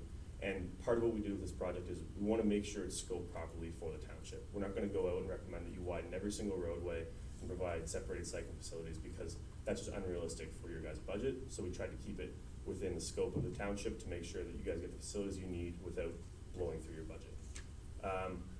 So another connection you'll see there, the black line again on Castlebow provides any student, we focus on the schools, so any students who want to travel to school there, they'll get their designated shared lanes.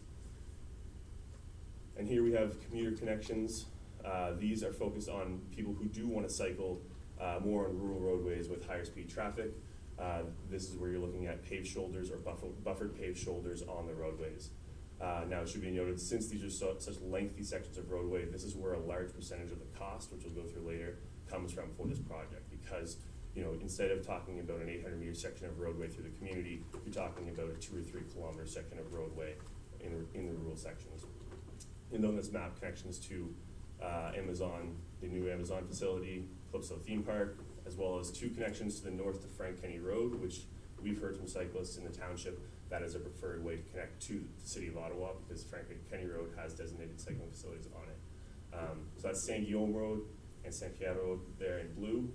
We can go through this later. There is some debate over what the proper road is for the township.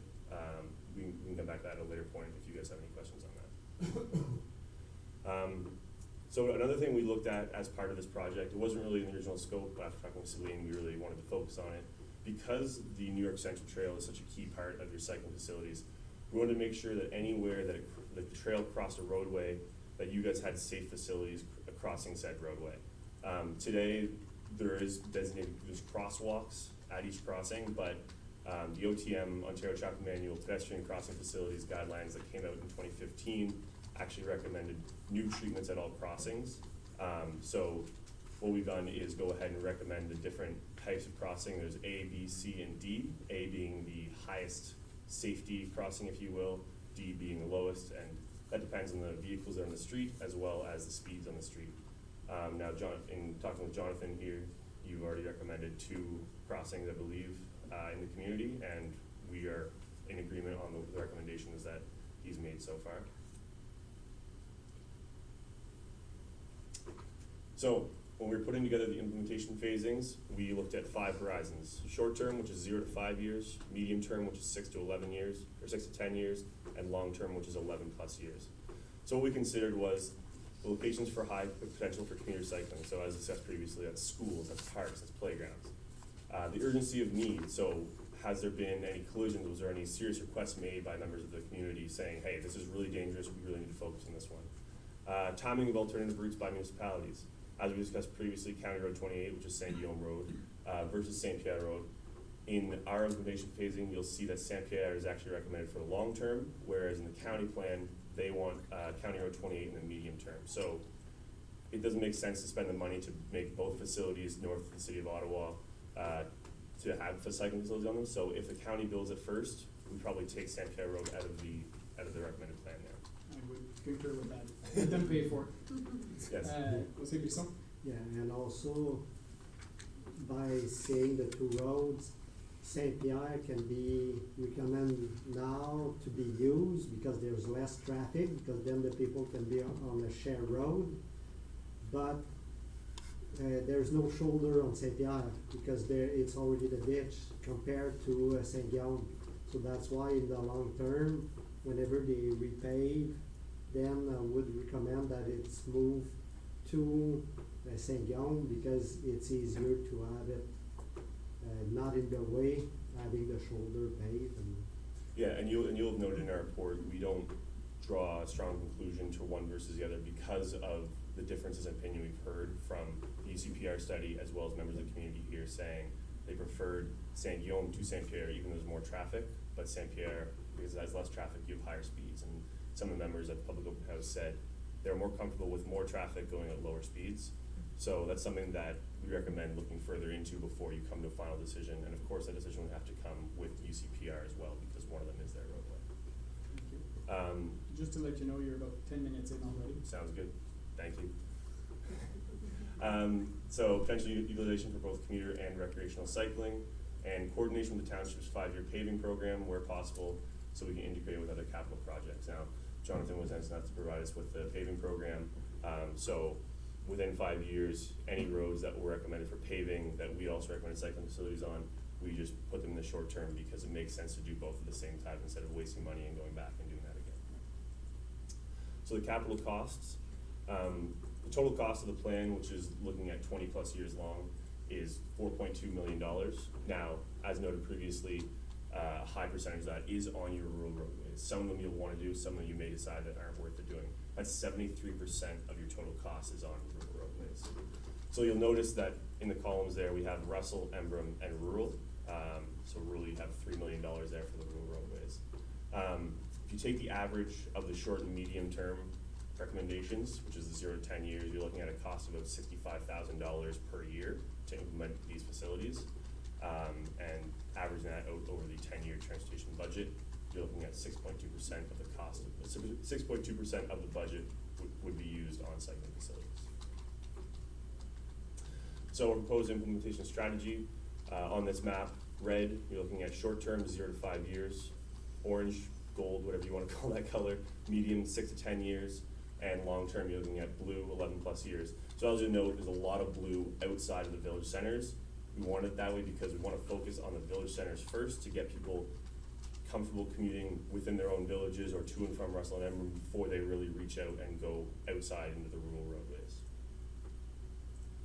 So the next steps, we'd recommend that, since this is the township's first cycling plan, keep an open mind going forward. There's gonna be opportunities to evolve and change it as your network grows and new infrastructure is built. So we've recommended that every time you update the transportation master plan, not with the next one, since my understanding is it's in the next 2 or 3 years, but the version after that, every time you update the master plan, you also update the cycling plan. Safety reviews, because of a lot of the comments that we had at the public open house, seem to be a lot of concern for the roundabout, which I'm sure you are all familiar with. So we recommend a formal review of the actual crossing at that roundabout, as well as implementing all the pedestrian crossovers of the New York Central Trail that we recommended previously at all crossings as soon as you possibly can fit it in the budget, because those are points of conflict between pedestrian, cyclists, and vehicles, and that's a very key area for people when they're crossing the roads. And communication, we recommend the township develop a cycling map. Right now, the only map really is the one located in the OP, and it's really more about developing a cycling network. So obviously you don't have a cycling network now, it doesn't make sense to have a map, but as you develop that network, highly recommend an online map when it's available to the public for everything else. That's everything. I welcome any questions and comments from you guys. Thank you very much. Questions, members of council? Councillor Solsi? I was just curious, what was the 2 crossing areas that were identified, the first 2, The first two, well, you said there was 2 crossing areas that, Mr. Bourgon identified as dangerous, bike crossing? it was the roundabout, and the other one was Bay Street, I believe. Mr. Bourgon? Mr. Mayor, so the report that I presented last fall had a list of recommendation that myself and Mrs. Todd that will work on, and the roundabout was one of them, and other crossing as well. Okay. That either with signage or improvement, that basically in line with what we just presented tonight. I'm happy to hear the roundabout, just when I was coming here tonight, the car slammed on his brakes to let a bicycle go by, and I almost went right into the person in front of me, so that is a really one we need to look at. Thank you. Yeah, so we got a lot of comments on the roundabout at the public open house, and we'd recommend a formal review as discussed. And I believe that the administration is currently working on making some improvements to the roundabout crossing right now, so. Good to hear. Other questions, comments, members of council? Anything else to add from the administration? No? Thank you very much for the presentation. I'm happy that the province allocated us some funds to be able to put this put this in place. Unfortunately, with the switch of government, all that funding that would have helped to implement these changes has gone out the window, my understanding. It'll come back. It'll come back eventually, yeah. So but it's nice to have the plan, because as moving forward, it's maybe little tweaks here in our budget that allow us to slowly develop that plan and implement it. So thank you very much for a wonderful presentation. Similarly to when you did the UCPR, it was a great presentation there as well. It's nice to see everything coming together, so thank you very much. Thanks, everyone. At this point in time, we'll take a 5-10 minute break. We'll be back at 1:45. Thank you.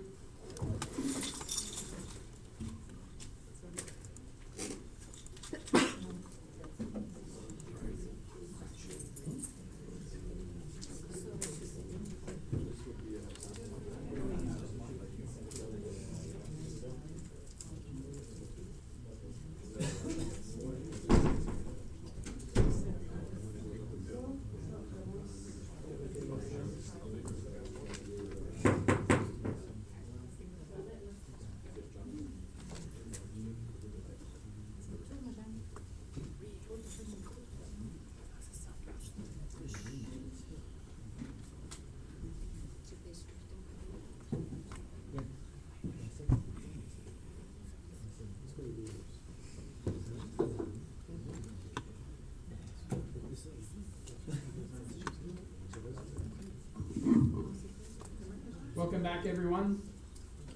We will move on to our next subject, item 11B, Overview Library Survey Report BIB 01-2019. That council receives report BIB 01-2019 dated June 17th and approves survey results.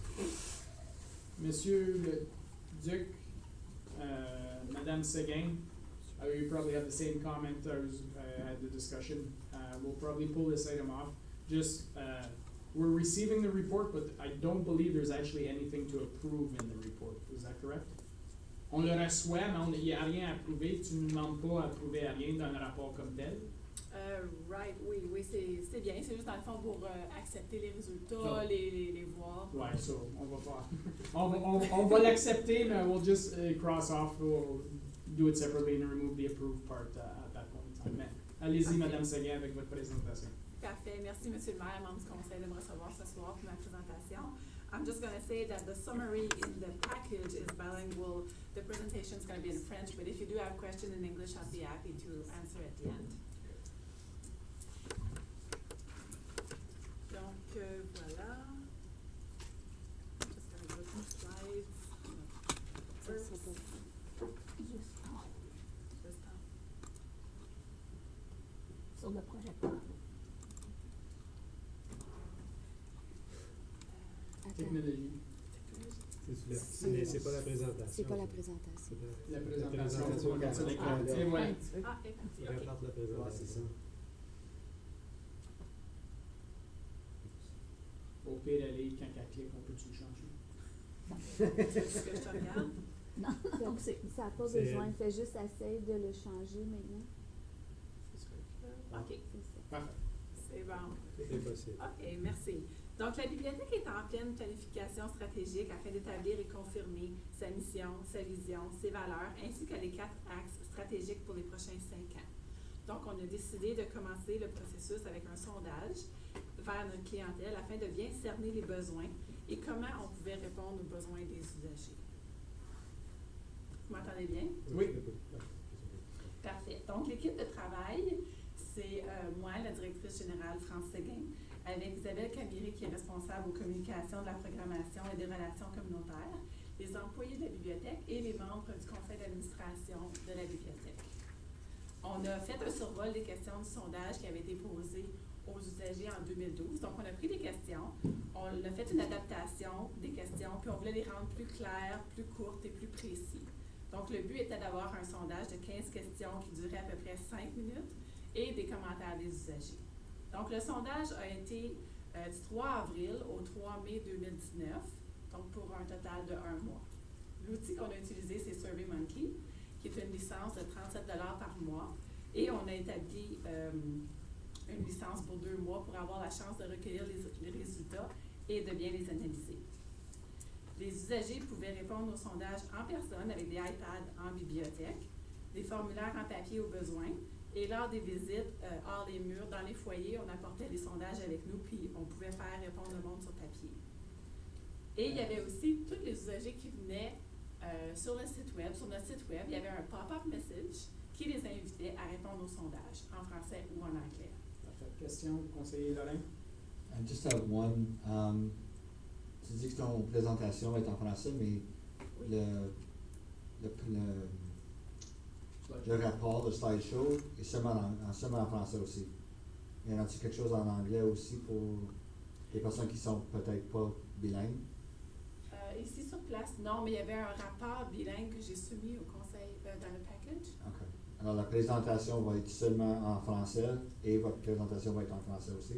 Oui, c'est ça. Mais s'il y a des Juste questions parce- en anglais, ça va me faire plaisir de répondre à la fin. Pour le futur, comme j'ai mentionné tantôt, Oui. on va le savoir que les présentations devraient être bilingues, pour être certain que le monde à la maison, sur le webcast, ou ceux qui lisent l'agenda, ils ont une bonne idée de ce qui se passe. C'est parfait. Oui, bien sûr. Puis je veux juste noter aussi que sur le site web, on va avoir les résultats en français et en anglais de toute façon, qui vont être disponibles à partir de demain. Mais je voulais le présenter ce soir avant. Donc, pour continuer, c'est ça, le monde qui allait en ligne sur notre site web, il y avait un pop-up message qui les invitait justement à répondre au sondage. Fait que ce soit des usagers de la bibliothèque ou quelqu'un qui naviguait sur notre page web pouvait répondre aussi au sondage. Donc, on a vraiment gardé l'anonymat des réponses qu'on a eues et comme incitatif de participation, on a fait tirer une carte cadeau de 50 $ aux chappers. Le nombre de réponses au sondage qu'on a eu est 372 et ça, c'est environ 32% de notre clientèle qui ont répondu au sondage. Il faut noter que le sondage a été fait sur 1 mois, mais quand même avoir un taux de participation de 32%, c'est quand même significatif. Donc maintenant, je vais vous présenter les résultats. La question 1 était, est-ce que vous êtes résident du canton de Russell? Donc on peut voir que la majorité, c'est oui, mais on a quand même 35 personnes. On a eu 35 réponses que la réponse est non. Madame Seguin, juste pour clarifier, tous les membres du conseil, on a eu le rapport mercredi passé. So, Ok. toutes les slides, on les a revus. So, je ne sais pas s'il y avait des points spécifiques que tu voulais soulever ou il y avait des questions du membre du conseil in regards to the surveys. Was there questions specifically or was there? I'm just trying to be efficient with our time. I've gone through the slides multiple times. I don't need to know that we're going through it line by line. I'm just asking if there's specific items that you want to highlight for members of council. Mm-hmm. I'll just go quickly through the slides. If you do have questions, don't hesitate to ask me. Donc, le lieu de la résidence, c'était en majorité du monde de Russell, mais on avait aussi du monde d'Embrun qui ont répondu. La majorité du monde aussi avait des cartes de bibliothèque. Je vais aller vite. Donc, à la question numéro 4, combien de fois avez-vous utilisé les services de votre bibliothèque au cours des 12 derniers mois de la dernière année? Donc, on peut voir que notre chiffre de 125 réponses, c'est au moins une fois toutes les 3 semaines. Donc, c'est là que les livres, nos documents sont dus. Fait que le monde, ils reviennent à la bibliothèque occasionnellement après 3 semaines. Et si je veux noter que 29% du monde viennent quand même une fois par semaine à la bibliothèque. Donc, que ce soit pour une activité de baby time, de toddler time, même du travail en bibliothèque, on a du monde qui vient juste s'asseoir à la bibliothèque et prendre un café hebdomadaire. Donc, on a eu quand même 107 réponses qui viennent une fois par semaine à la bibliothèque. La question numéro 5, encore, au courant de la dernière année, pour quelles raisons avez-vous utilisé votre service de bibliothèque? Donc, on a fait une moyenne encore et on peut vous dire qu'il y a 90% du monde qui viennent physiquement à la bibliothèque chercher des documents. Donc, l'espace pour la collection, c'est un espace quand même important. Puis le monde, ils viennent encore chercher des livres en format papier. Même si on aurait pensé que la tendance aurait été vers l'électronique, on a quand même 90% de la clientèle que c'est pour les livres. Ça ici, oui, c'est une diapositive qui est quand même bien remplie. Si je peux faire une apostrophe, c'est pour vous dire que le service de prêt en bibliothèque a été malheureusement coupé au mois d'avril et au mois de mai. Donc, à la mi de notre sondage, à la moitié du sondage, le prêt en bibliothèque s'est vu chuter. Fait qu'on peut voir que notre collection était, oui, satisfaisante pour les usagers, ils étaient vraiment satisfaits, mais qu'après ça, ça revient dans nos commentaires que le prêt en bibliothèque, malheureusement, ça va faire un trou dans la collection, vu qu'on ne peut pas aller à l'extérieur chercher des volumes que le monde désire. Donc, c'est là qu'on a vu un trou au niveau de la collection. Autrement, nos heures d'ouverture, c'est très satisfait. Le site web, c'est très satisfait. L'application qu'on a aussi. Le personnel, on a eu beaucoup de commentaires positifs qui étaient vraiment le fun pour notre staff. Les programmes, les activités et le service hors des murs pour la clientèle qui l'utilise. Le stationnement à Russell, tout est beau, mais on peut voir qu'à Embrun, ça laisse un peu aussi à désirer dans l'école. À la question numéro 7, quel changement pour améliorer le plus les services de bibliothèque? Donc là, on a donné des choix. Les gens ils pouvaient choisir plus qu'une option. On a donné une salle multimédia, des outils technologiques, plus d'espace pour l'étude, une plus grande sélection de livres et des partenariats avec des organismes locaux. Donc, vous pouvez voir un peu le taux de réponse. Et il y a 66% qui n'ont pas répondu à la question. On a aussi demandé qu'est-ce que vous aimeriez avoir à la bibliothèque comme telle. Et on a recueilli, entre autres, 32% par rapport aux espaces, aux services, aux collections, aux technologies et la programmation, divers commentaires. Et des 32 commentaires, je peux vous dire qu'il y en a 22 qui sont encore au sujet de la succursale de la bibliothèque Embrun. Fait qu'on voit que c'est toujours un besoin très important pour la communauté à Embrun. La question numéro 8, donc comment trouvez-vous généralement des informations sur les programmes, les activités, les services de bibliothèque? On peut voir que notre site web fonctionne bien. On a mis de l'argent aussi l'année passée dedans. Les affiches, les téléviseurs en bibliothèque, les affiches dans la communauté, les journaux. Il y en a encore qui voient nos annonces. On n'en fait pas beaucoup, mais on en fait. Notre compte Facebook, les médias sociaux, c'est très populaire. Instagram, le bouche à oreille et le personnel de la bibliothèque. Maintenant, on peut voir que le monde, ils ont une tendance vers les courriels, fait qu'on peut adresser nos activités, nos livres qui sont bientôt échus ou les retenus, on peut passer du téléphone un peu plus vers le courriel. Là, on a vu une certaine tendance. Maintenant, pour la question 10, c'est pour tous ceux et celles qui n'ont pas utilisé la bibliothèque dans la dernière année, on leur demande un peu pourquoi.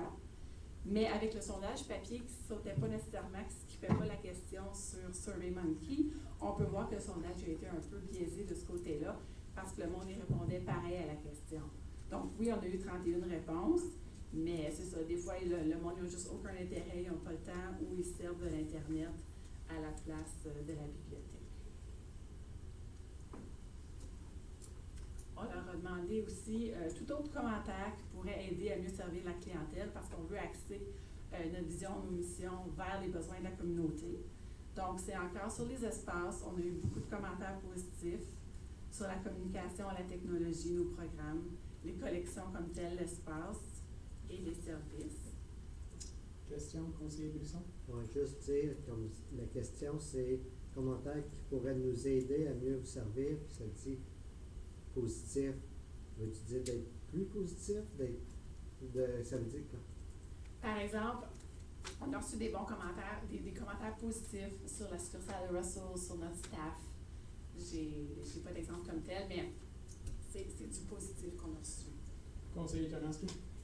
Si je peux juste éclairer, je pense que c'est une question ouverte, c'est-à-dire que vous pouvez écrire n'importe quoi. Oui. Fait que ça, c'était des commentaires axés positifs. C'est ça. C'était regroupé à place de tous les écrits. Parfait. Des commentaires positifs. Ouais. OK. Donc, dans les commentaires, j'ai fait un word cloud qui appelle.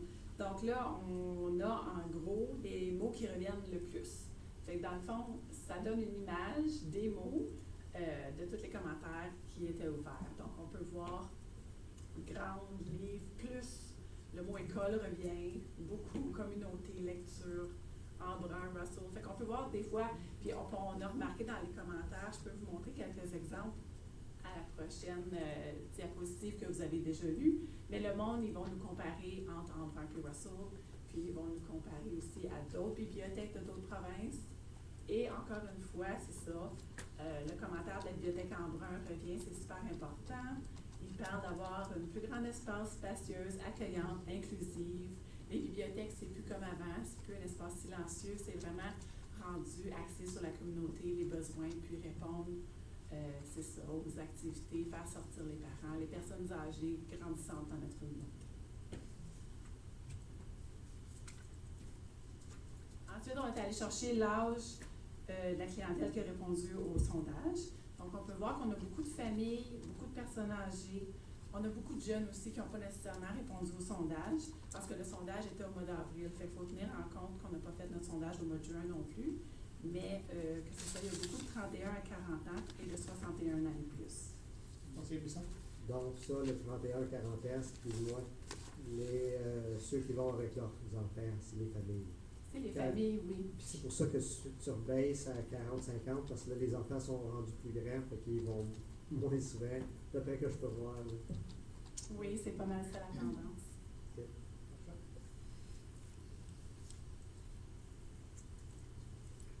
Et puis encore démographiquement, quelle langue parlez-vous à la maison? Donc, c'est à peu près la moitié en français.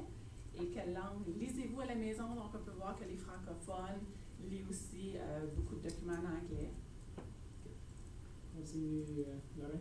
Tu retournes à celui avant? Celle-là?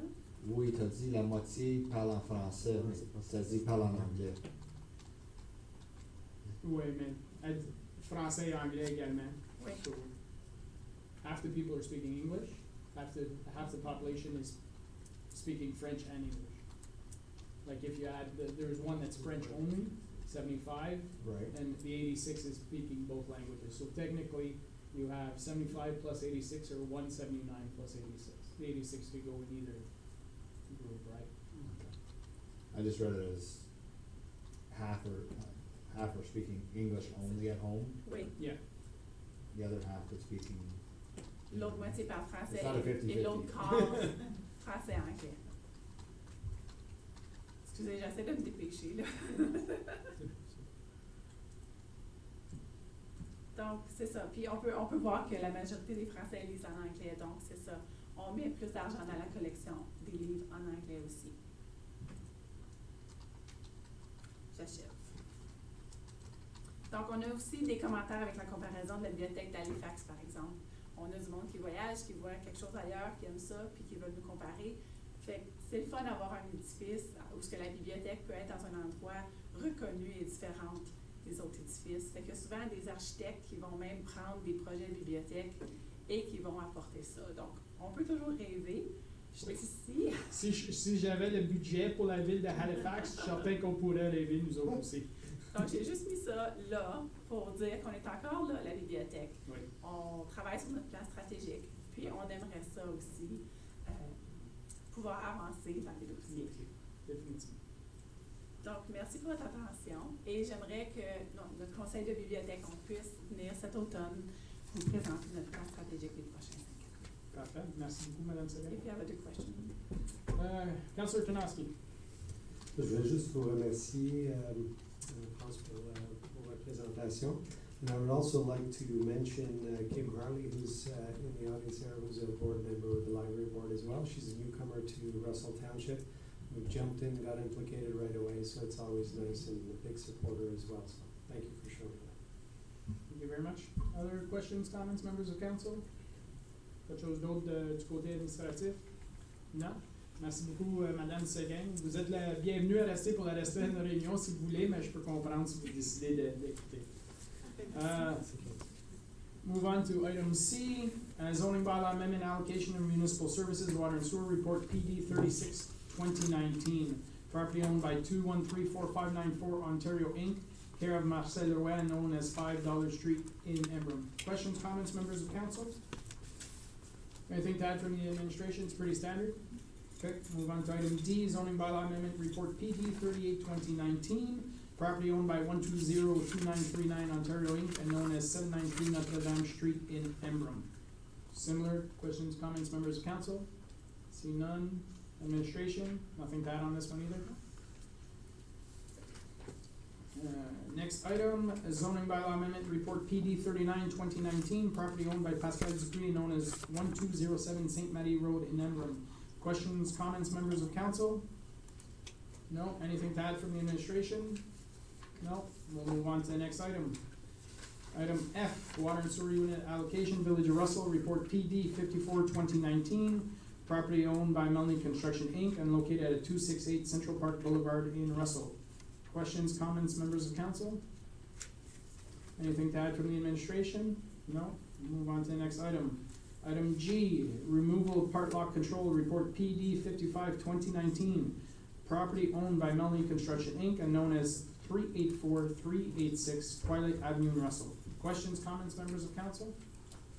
Anything to add from the administration? No.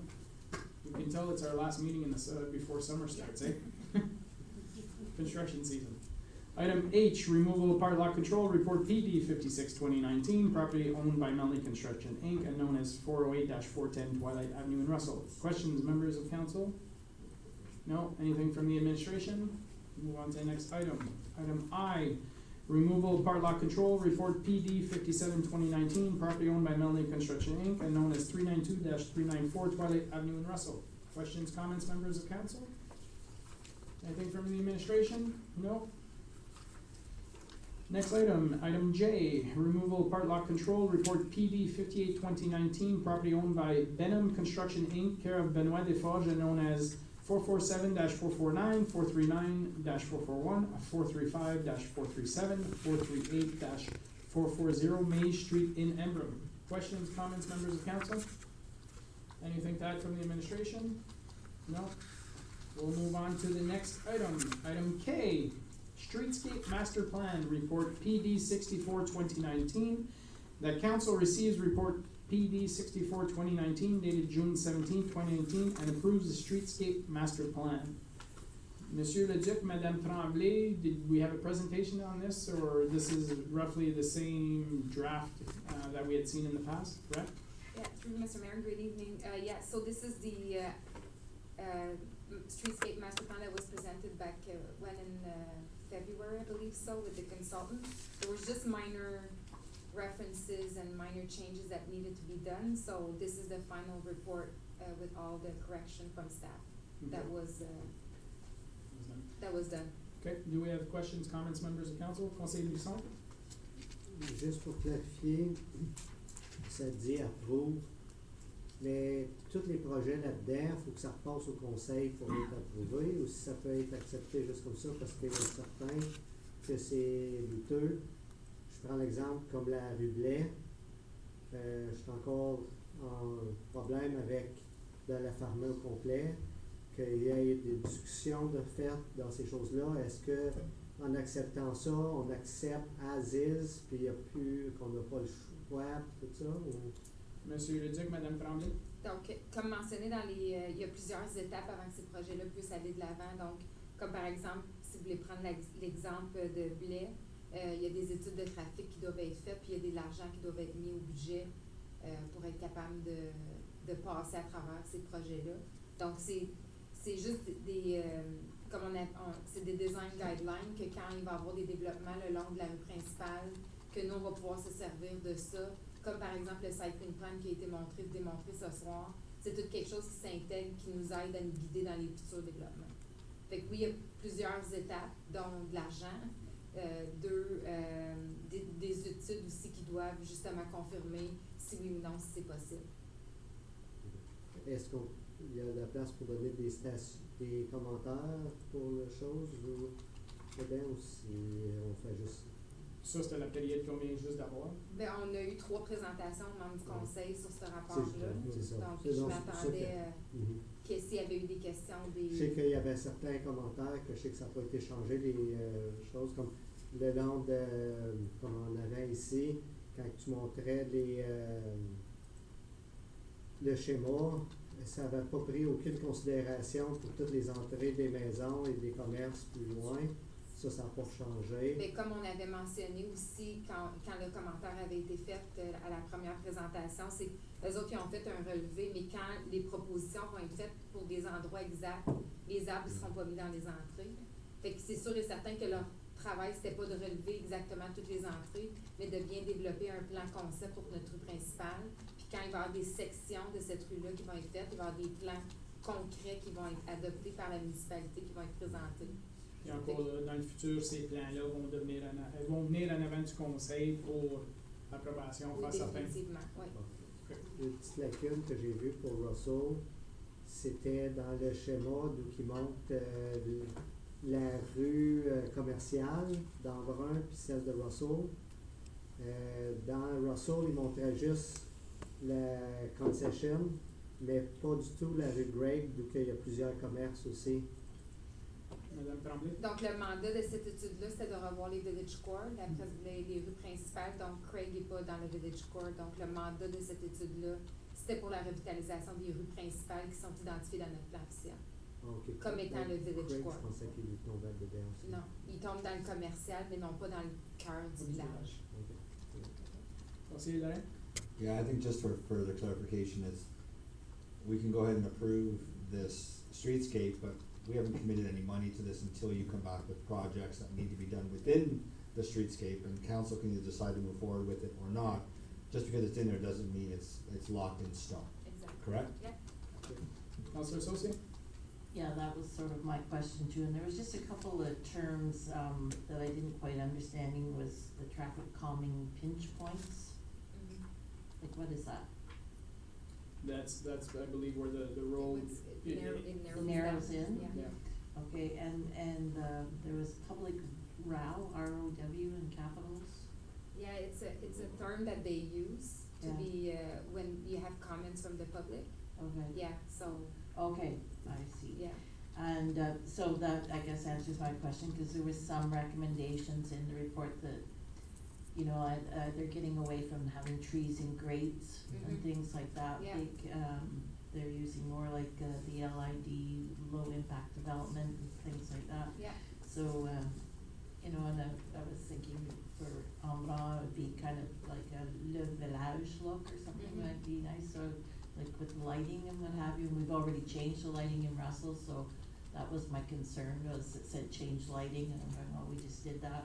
And sidewalks too, it kept saying, replace the existing sidewalks, and we've done a lot of that. Yeah, so, Good. again, through you, Mr. Mayor, what the concept of this is when we have a project, let's say a new subdivision or a new commercial project on the main street, this is gonna be our guideline and go one by one if we wanna move forward, and if council decide as a bigger project, in the 2020 budget to set aside some money for specific project, then this is gonna be able to help us, and as well for grant application, if we have a grant application, then this is what basically we need to have as a tool to be able to apply for that grant. Right. So it's just basically a working tool to guide us when we have the review projects. Just like all our other master plan, Yeah. streetscape master plan, cycling plan, these are tools that allow the municipality to give direction to projects moving forward and Yeah, help and- during the budget process. And for sure, I'll keep in mind that if we have a specific project, then we'll bring it back to council for sure. And there was just one other recommendation that they had was, in the infill and development of existing buildings, like in the main, village, and that kind of went against our heritage project, so, I found it a bit controversial, contradictory, that suggestion was a redevelopment of existing buildings and things like that, and then village core they talked about. But I believe redevelopment doesn't, you can still redevelop a property and stay within the heritage guidelines? Yeah, redevelopment could mean as well, like if on a vacant property where it's infill, consider, because it's in between something that already exists, so it Okay. could be considered as redevelopment as well. Okay. Yeah. Merci. D'autres questions, commentaires? Monsieur Leduc? Oui, on avait prévu aussi au budget cette année, des sommes d'argent pour beautification. We had some grants from the province last year that were unspent. I think we had about 56,000 or 62,000? 56,000 left from beautification funding that were not attached to anything, and there were also some money put aside for streetscape furniture improvement that we need badly. So we were waiting for this report to last to go ahead to replace some furniture and some new development there. So for beautification, so that's why we were waiting for the study to go and now we'll look at our options and make the investments. Conseiller Larin? On that topic with those funds available, I guess more for Monsieur Bourdon, I think we had a discussion about this, sometime around the elections of last year, and the streetscape of concession, South Russell, North, whatever you wanna call it.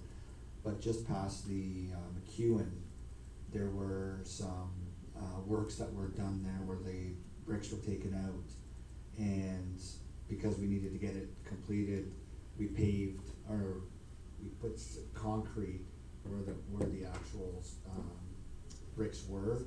Is this some of those funds able to now correct that, like you had mentioned, that we would correct it? Is that something that you're looking at in terms of things that need to be updated or corrected? Monsieur Bourdon?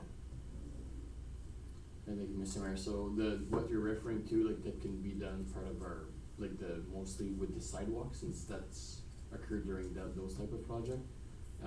What's available right now in the public works, budget, it was mostly to purchase, to revamp the benches, trash cans in Embrun this year. We were waiting on some of those guidelines before doing those purchases. Right, because last year we had we changed garbages in Russell. Exactly. Now we're looking to do the same thing. Okay. Any other questions, comments, members of council? No? No further, comments, Madame Barbier? No? We'll move on to the next item. Item L, pay list 2019. The council receives a pay list for the month of May 2019. Questions, comments, members of council? Anything from the administration? No? Item M, Embrun Commercial Park Water and Sanitary Servicing Bylaw Report FS 17A 2019. The council receives report FS 17 2019 dated June 17, 2019 and adopts a proposed commercial park water and sewer servicing bylaw. Questions, comments, members of council? Councilor Janoski. I just had a question on the repayment options for the rates. How do we go about setting those rates? Monsieur Leduc, Monsieur Godet.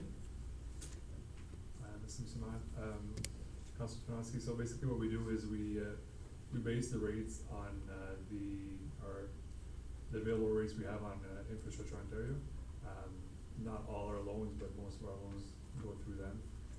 They have preferential rates with the municipalities. What we do is when we do draft the bylaw and prepare, we ask for updated rates, and we essentially add a 0.5% to that rate, just because of the risk we're assuming based on. Thank you. In that regards, I know we have multiple projects that are potentially coming through the township. Do we wanna continue acting as the bank for these projects? From a financial perspective, I would think that, if somebody, whether they pay us or they get a bank loan and pay the bank loan, it's to the advantage of the municipality that they're going through the bank and that we're not carrying all these costs. Mr. Godet? That's a great point, Mr. Mayor, and obviously for our debt capacity and whatnot, it would be better not to act as a bank. That's why I do kind of like the idea of bringing back policy on those types of projects so that we can address that question. If it's not in the policy, then at least having a certain direction from council or something to visualize that.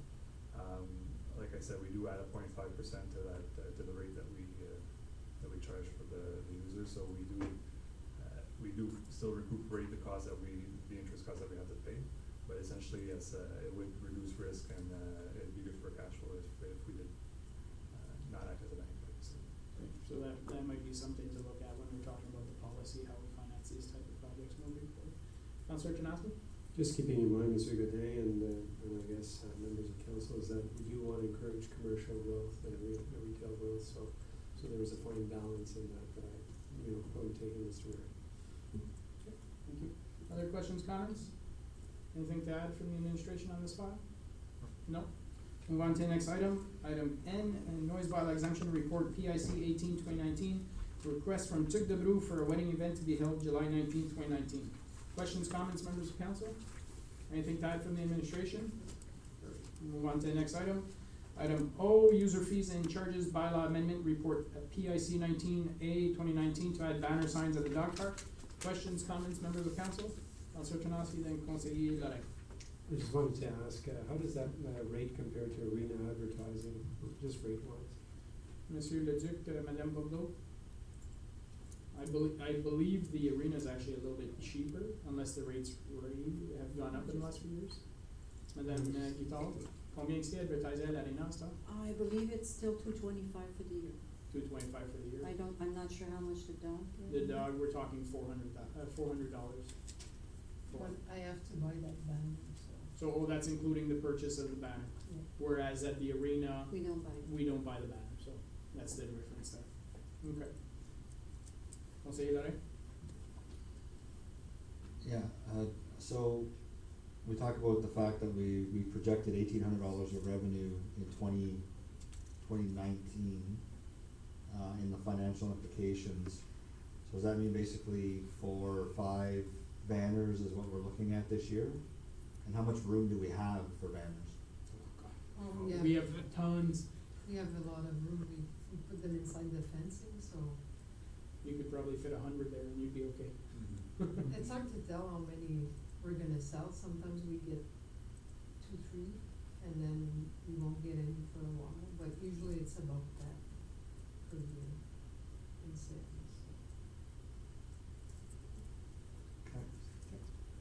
D'autres questions, commentaires, membres du conseil? Anything to add? No, this is another revenue tool and it's good for business to advertise in our dog park and. It pays for the maintenance basically of the dog. Yeah. That's what it pays. Perfect. Thank you very much. Item P, Cannabis Policy Report PIC 20-2019.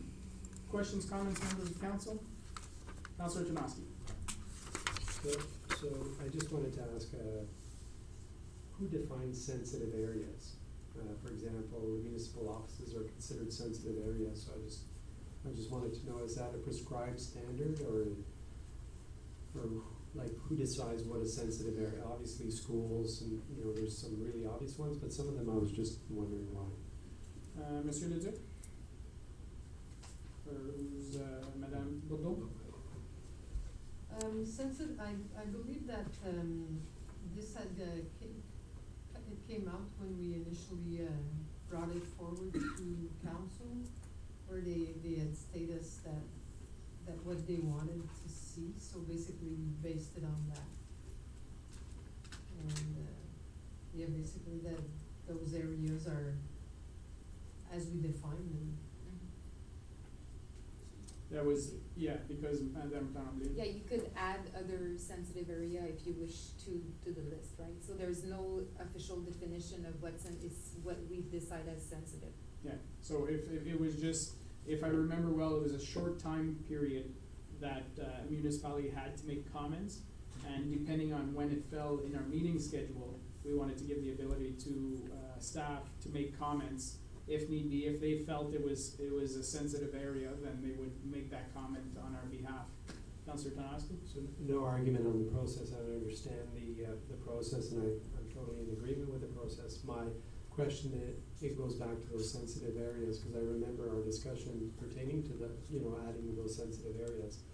But I don't recall, and I might just be forgetting, but I don't recall having a list like this at the time. And so I would just, like like I said, some of them are obvious, but I just wanna make sure that we're not, putting all these areas where essentially we can't, encourage an opening of we can contest anybody trying to open at any time.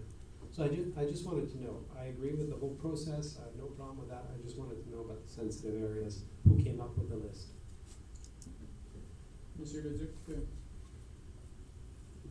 Well, I think we're talking differently back then, when we were all nervous about what meant, how that would change the community. I think we're nervous about that when the Act came in. He had expressed almost us to limiting the areas where it would be possible to do so. So therefore, we drafted this list.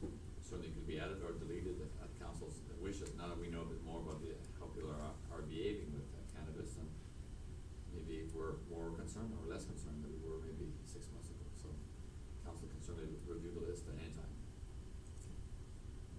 Councillor Audet? Yeah, just wanted to clarify, so in the provincial guidelines that were presented, it was 150 meters, I thought it was 120 meters, 150. And they gave us the ability to define the sensitive areas in that Ontario policy or guideline. They don't give us this is just a guideline from council to staff to make comments in reference, because we have 15 days to reply or to make our comments to a request. So basically, this is the guidelines that council would like staff to give, but they don't give us a right, or like they can reject any of our comments. Well, that was my concern, because I heard Councillor Tarnowski say that, this would be, we don't want them in these sensitive areas, and then they wouldn't be allowed to, or something to that effect. We can't control whether or not they're gonna be approved to build in these areas outside of the 150 meter buffer. And the province could look at it and go, well, just because it's within 150 meters of the public park or recreation facility or a playground, doesn't necessarily mean that they can't build, because there is a commercial zone there, and they should be allowed because they're a retail location, and the province can still approve that location, correct? Yes. This is essentially giving staff the ability to say to the province, we have concerns with this area because of this. Whether the province takes those concerns into consideration or not, they really don't care. But hopefully they take some consideration. But that's essentially what this report is to give staff the ability to give feedback on their concerns based on council's direction. Councillor Tanaski? So again, I'm totally fine with it, like the idea, and it makes sense, and I think it doesn't just give the ability to staff, but it's a requirement for staff to do that. So they're monitoring any requests for a license, and so they can respond on our behalf. But the responding on our behalf, I have no issue with, and I'm all for that, but I'm not sure I wanna contest the fact that if someone wants to open a pot store 150 meters from municipal offices. So that's my point. So if that's the case, what would you like to remove off this list? Because Well, now's I the just time. wanted to know, yeah, so when do we go through and come up with this list? Well, this is what the staff's recommending. Okay. If you wanna make changes, now's the time to propose what you'd like to take off the list. Or add. Counselor Sozi? Well, I know we had discussion before, and I think it was Councillor Laurent that had mentioned, correct me if I'm wrong, but the bike path, the trail, like, as being a sensitive area, cause even, you know, you don't want cigarette salt thrown all over the trail, Yeah, but let's be clear, we're not talking about where people can smoke. We're talking about where a store could be open, Oh, just for the stores, just for okay, the store. alright. Essentially, people can smoke pretty much where they want. Well, not necessarily, no, That's because parks and- wherever they're allowed to smoke cigarettes, they're allowed to smoke pot. Yeah, but our parks, we do not allow smoking. Correct, but I believe the trail, Madame, The Bordeaux? bylaw on smoking will be coming at next council meeting. There we go. So we'll have further discussion at I that point didn't in wanna time. bring them at the same time because I think it would have been more confusing. Okay, so is there any areas we would like to take off this list? Councillor Do you Tanasi? wanna go one by one through the list, or can we just refer this and come back? Because I mean, I wasn't prepared to start going through one by one and having debates on every one of these, like, Well, for example, municipal offices, for example, you know, police station, I think it'd be great to have, if we're gonna have one, have it next to the police station. I think that'd be great, you know, so there's a bunch of them there that, I thought if it was a prescribed list, then it would be easy, if not, then maybe just to give us a chance to go through I it. think, I don't know if there's a better way, but Is I don't know. there any mad dash to pass this tonight? I'm fine with the list personally. I think the reality is, chances are nobody's gonna be applying for quite some time in our municipality. They don't give us. They're not giving you, 25. still 25. So there is no rush. Yeah, and if somebody decides they want to open a store, they would come see, hopefully they come and see our municipality's planning department to see what the rules are and how to proceed. And then at that point in time, if ever there's an area where you think, yeah, you know what, that it's not, it's against our list, but we still think it's a good location, you could bring a report to council and say, look, we have somebody who's interested in opening, this is the location. It doesn't mean, it doesn't meet the policy we have in place, but we think, you know, we could, you could ask council to go around this policy and still recommend it or not make comments. I think that's one option. Any, Conseiller Brisson? We can adopt this, because most of this resolution, I think it's to allow To allow staff the ability Yeah. to give comments on That's our it. behalf. So for the list, we could bring back later on that we So how pass about- through and. Yeah, so essentially what we could do, first reading, or just pass it tonight, if members of council wanna look through the list, see what changes that could be made, it could be brought back as a council member item, we can have the discussion, if council decides to make changes to the list, then we'll just modify it, down the road. That's one option. So there's no rush in passing it tonight. We can do So- first of all. So we'll defer it to the August meeting, everybody's okay with that? So on va sortir des consent items to defer, we'll vote on it separately. Yes, Councilor Canasta. So if I can propose that if anyone has comments on these sensitive areas, to just pass them on to Madame Bordeaux? Yep. Thank you. Perfect. We'll take a 5-minute break and then we'll come back for item Q, which is the arena canteen report.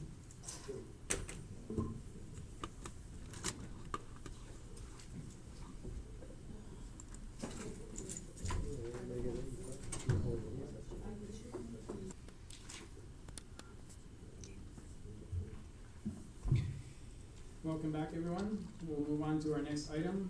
Item Q, Arena Canteen Report, Report PR 17-2019. I'm sure there's questions, comments, members of council. Conseiller Larin. Alright, so I shared the one concern with Mr. Godin earlier, that on the top page of the report, under financial implication, there's an NA there. Obviously, this has financial implications, so I'm trying to reconcile by going through the actual history of everything. But even when I do, I mean, it says what the issue is, but it doesn't tell me at the end of the day what this is going to do. Like, it gives me the numbers, you say per week, what the current profit and loss is. But by cutting services, what is that going to do? Is your intention to just, continue, to attempt to not lose as much? Or is your intention to actually make a profit? Like, I don't understand what the implication is here by just cutting a service.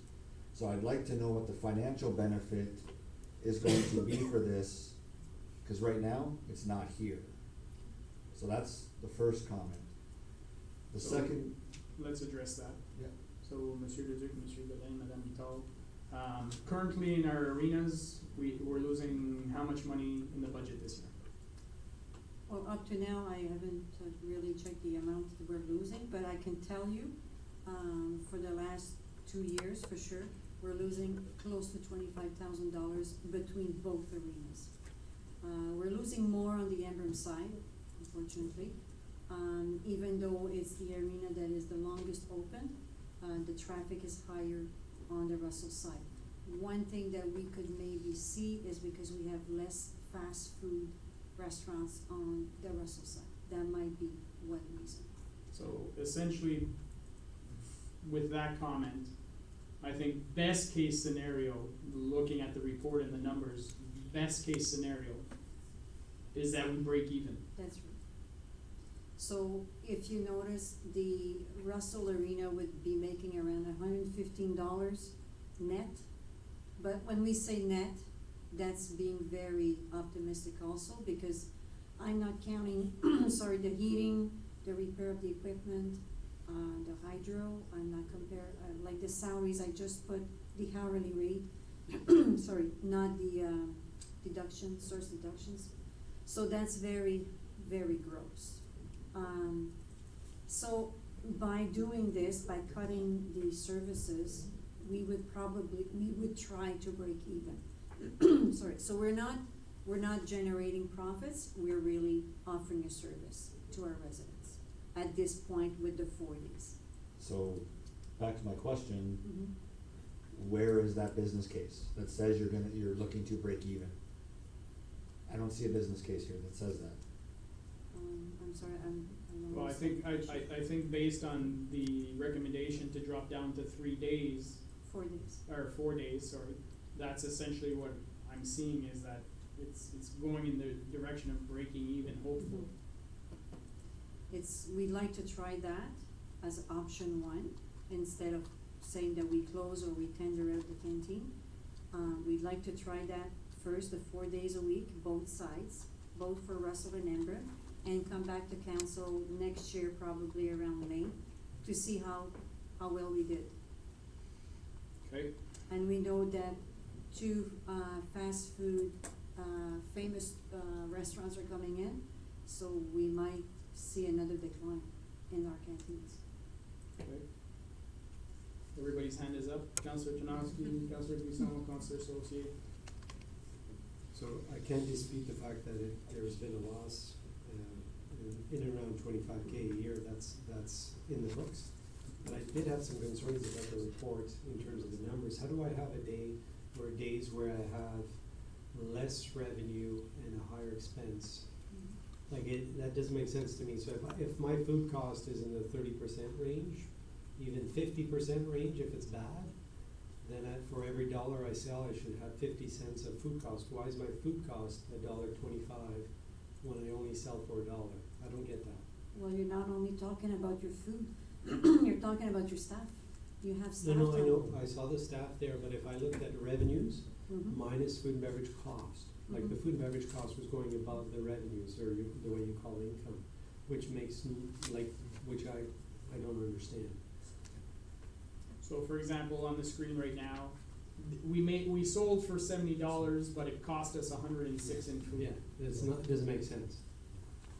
C'est ça, ce point-là qu'on peut amener.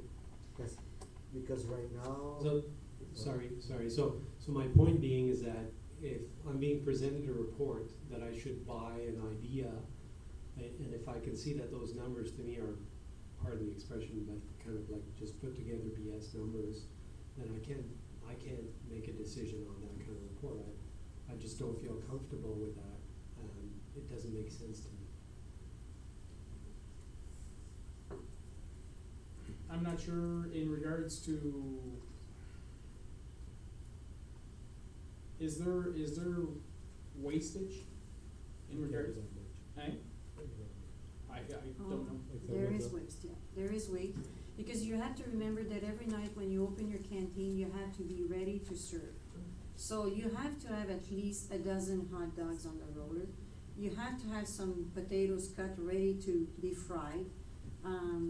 Some thawed food. So at one point, there's some thawed food that you can't keep forever. You have to throw it in. Same thing for your milk, your perishable food. At one point, if it's not selling, you have to throw it out. Same thing for the hot dogs. At the end of the night, if you didn't sell them, you have to throw it away. Unfortunately, and those are things sometimes. Those are nights that sometimes you're very busy, and the next Wednesday you won't have a soul. It's very unpredictable. Councilor Donowski? So, I apologize, but I just have to question that. Again, like a really poorly run professional organization, and I don't mean to say it in a bad way, but what I'm saying is that and I teach in this stuff, so typically 35–40% food cost. And we've seen restaurants go bankrupt with 50–55% food costs because they're not managing their food costs. And they all have wastage, they all have these challenges with perishable foods and so on. But nobody would be open when I'm losing, like in your examples in that report, like on Monday I have $49 in sale, $70 in sales, and I have $106 in food expenses. So I know there's wastage and everything else, but it's not possible that my sales change and my food expenses stay the same. So I just think it was an estimate put in, fair enough. Yeah, so what we've done typically is we've taken the invoice for the whole week, we divided by 7 days to show you an average per day. Obviously, maybe we throw more away on a Monday night than we do on a Saturday, obviously. But it's hard to account every day how much we throw away. But for the invoice of the food, this is what we did. We took all the expense for the week, we divided by 7 days to show you an average per day. Because I could tell you, okay, well, let's say we only spent $50 on the Monday versus $200 on the Saturday. It's just dispersing the numbers. Councilor Donowski? So my point is not to challenge whether we make money or lose money, because it's evident, like I said, in the annual results. I'm just saying that the report, the way it's structured there, that it just makes it hard to make a good educated decision, of cutting those 3 or 4 days. Because I don't know if it's in those 3 or 4 days that we lose the most. Chances are you're probably right in that gut instinct. But I'm just not sure where we're gonna be if we're gonna be any further ahead. Just cutting those days, or just taking this lost leader and just, farming it out to someone else and get a guaranteed return, bottom line return. Let me talk. Lost my train of thought. Monsieur Leduc? Yeah, I see your point, Councilor Taranowski. We're asking you, should we shut down Monday, Tuesday, Wednesday, for example, and we're only going on average here, not necessarily per day costs. So I see your point. This may change. If we change the graph there, the food expense per day on 106, well, obviously Sunday it's gonna be close to 175, 180 expense, and maybe more 40 or 35 on Monday, for example. So that's the total for the week. We just averaged it on 7 days, but the It's- pie won't change. Yeah, it's hard for us Yeah, to say that I'm Monday not we contesting spend the only end result. $20 versus 40 on the Tuesday. That's what it is hard for us to say, cause we only make the. I'm not contesting the end result, I'm just contesting that I'm being asked to make a decision on cutting 3-4 days that I would presume that are probably accurate based on gut instinct, but the way that you're going about making that decision is faulty to me because it's wrong. I mean, But the sales are not wrong. yeah, your revenues are not wrong, and your bottom line at the end of it all is not wrong. That's not The bottom line at the end of it, of the negative 25Ks, is also not wrong, and that's where I think maybe our direction should go. Okay, thank you very much. Conseiller Brisson? C'est un peu en suivant cette ligne-là, c'est que ici ça montre comme si c'était dimanche qu'elle faisait de l'argent, mais peut-être qu'on en perd à tous les jours. Parce que quand elle a dépensé, quand il y a eu des recettes de 24, et tu as eu juste 50, ça fait que si tu transfères ce 50-là, parce qu'il a vendu plus le dimanche, probablement qu'on a perdu tout égal, le même montant à tous les jours. So vraiment, qu'est-ce qu'on fait? On devrait regarder aux chiffres pour la semaine au complet. Ouais. Mais c'est pour ça que dire on ferme le jeudi, oui, on fait plus de ventes. Techniquement, on devrait faire plus de revenus, mais probablement qu'on arrive dans le rouge toute la game. C'est juste ça mon point aussi. Puis, Councillor Saucier, did you have comments? Yeah. Thank you. Yeah, well, I'm sort of leaning towards the Thursday to Sunday. I think that might be something, and I also the comment of the food selection. And I think a lot of people are walking into the arena with Timmy's coffee, so why don't we serve Timmy's coffee? We And can. you can buy Well, it in the now we grocery can. store. Yeah, now we can, because we've asked at one point Tim Horton, but they wouldn't allow us to sell it, because it's a franchise product. So I'm not sure. Or I'm sort of in favor of maybe the pocket Tim Hortons in there. And, and they have coffee and muffins in the morning and. That's assuming that Tim Hortons is interested in actually doing that kind of deal, Yeah. which I'd be very surprised. But I think, that's what people are looking for in the morning, especially a Saturday or Sunday morning when it's cold, is a good cup of coffee and a muffin, and instead of, just some of the other options. Conseiller Lara? I have a few comments, if you don't mind, on this, a few additional comments. So outside of, I think, Councillor Taranowski, who may be a little out of the arenas now from previously. Still plays hockey though. What's that? My daughter still plays hockey. True. Not every day around here though, right? She's away. When the arenas are open, she's not here anymore. I have kids in hockey. I'm probably on council right now. The most active user of the arenas, both Russell and in Embrun, and I see a lot of other arenas outside, which I'm sure Councilor Tarnowski has as well.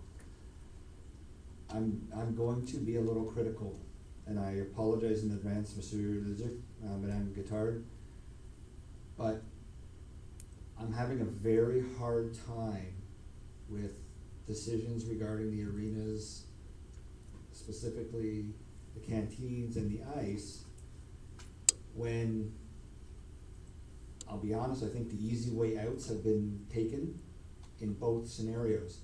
I'd like to see over the last 3 years, what strategies have been implemented to sell ice? What strategies have been implemented to fix the problem at the canteen?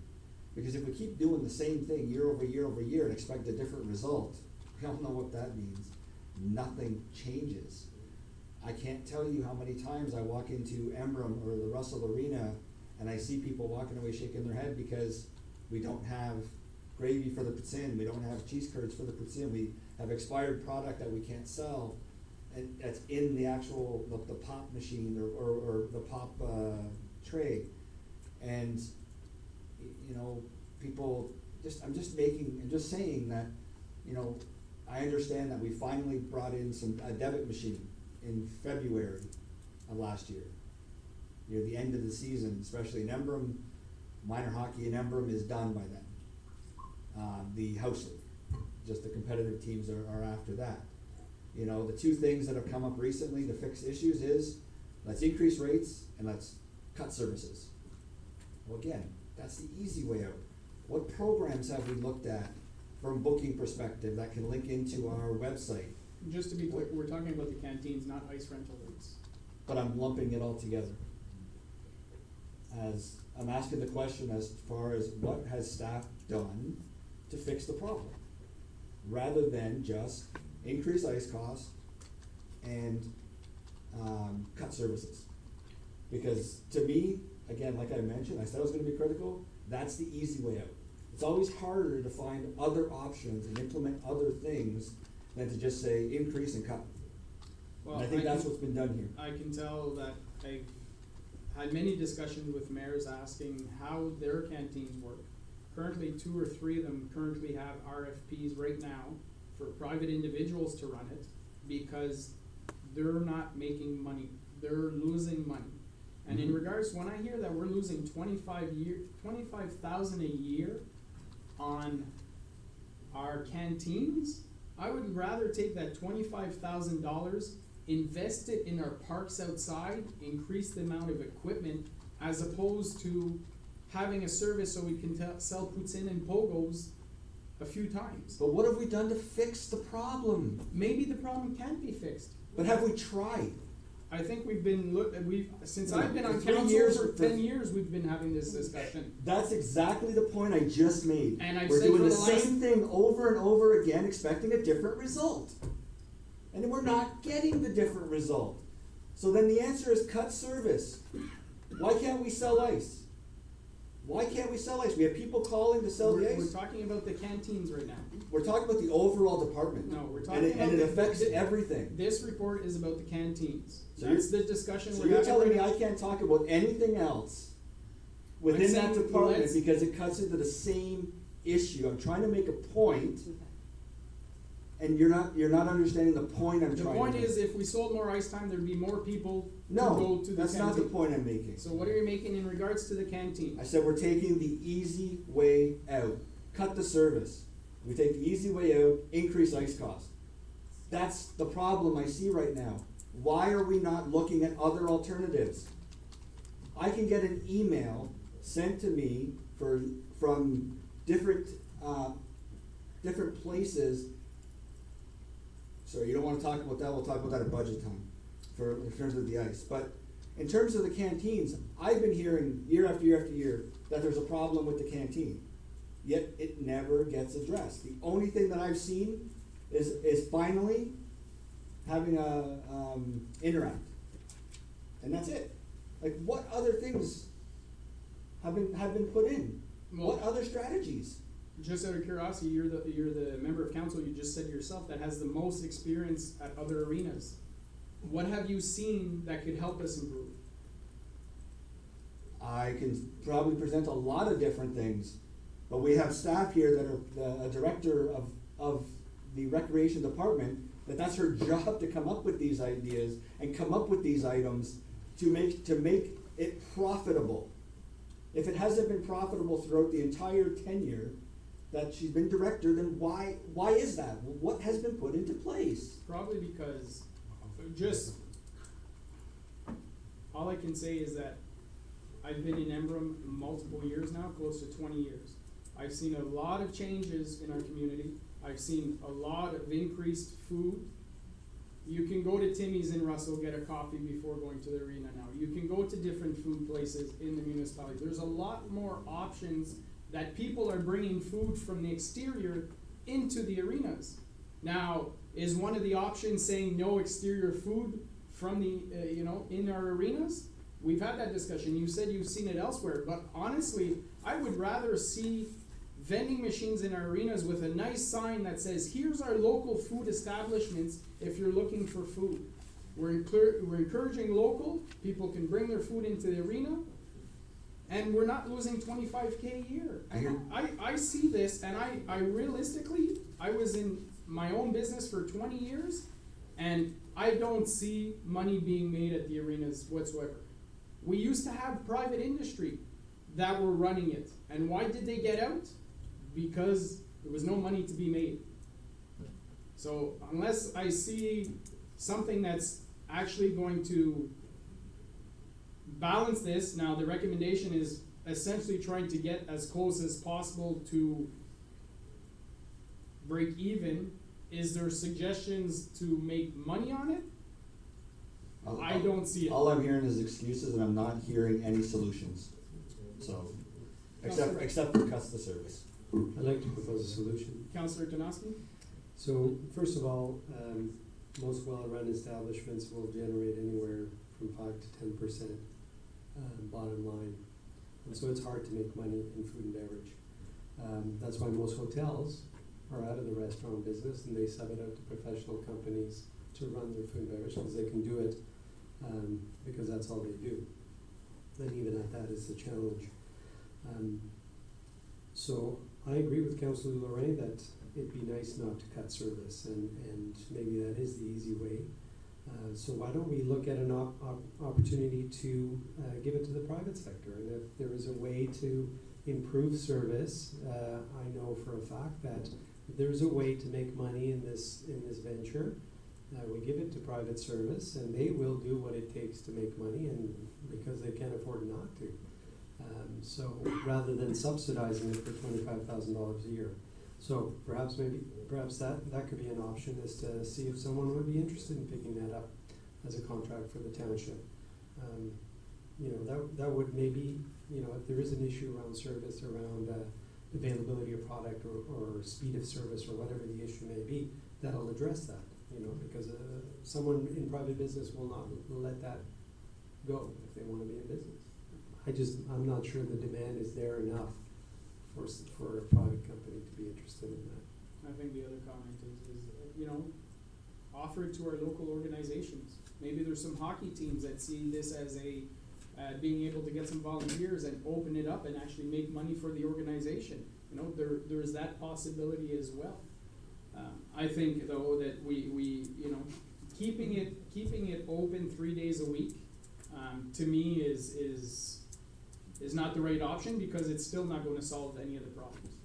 Madame Guitard, des commentaires? No? Well, first of all, I'll address the ice rental issue that Councillor Lorraine brought up. Our ice is rented on both sides. The holes that we have are hours that the two minor sports are giving back, and we've made a big effort this year to sell some back. Everything is on the web. Everything that is available is on the web. We have issues with our web at Township. We all know that. It's being corrected. It will be corrected within the communication department. Recreation department has nothing to do with this. If the customer has to click 7 times, I can't do anything about it. But the available ice is there. It's been posted, and people have been buying it. And I would strongly encourage Councillor Lorraine to check maybe the surrounding arenas to see how much money they lose a year compared to Embrun and Russell. And I do take personally the comment that you've made about my 10 years as being a director. I have not been a director for 10 years. I've been here for 16 years though.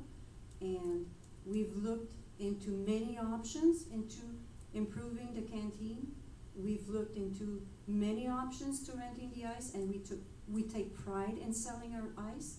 And I really think it's a very hard criticism, because you're criticizing me and my staff also, and I take it personally. I'm sorry about that. The canteens, we've made some improvements.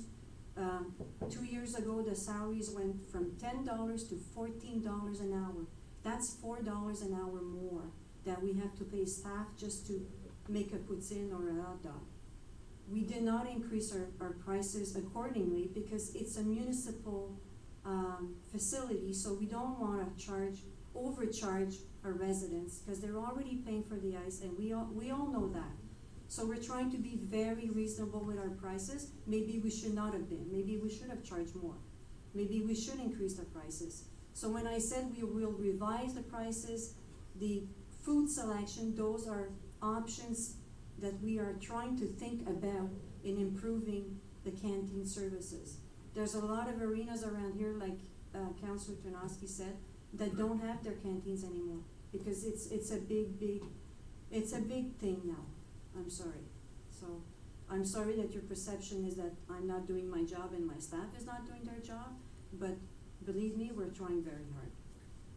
Merci beaucoup, Madame Martel. Conseiller Lorrain. Yeah, I'd like to touch on a couple things. First one is, I never said you were the director for 10 years.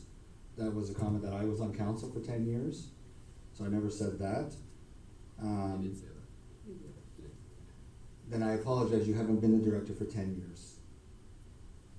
In terms of the website, it's 7 clicks to get to ICE. But we just shake our shoulder, we shrug our shoulders and we say, well, I can't fix that. There's other booking software out there that could fix that. It's got nothing to do with the booking, it's the township's website. That's what it is, I'm sorry to say. No, Let's so anyway. stick with the report itself on the canteens, please. So in terms of, I'm just coming back to the comment because Madame Guital said it as well. You said during our budget deliberations that the reason that you were increasing the cost of this year at 5% is because you couldn't sell the ice. And then just now you said, we're selling the ice, we're doing a great job. So if that's the case, then why did we have to increase this year? So we can't say two different things at two different times. That's where I was coming up with the comment, because you were making reference to the fact that they were giving their ice back, and it was a bylaw that was put in place, and yet now you're saying we are selling it. No. Well, there is a problem when there's that ice. It's 7 years, 7 clicks to get there is difficult.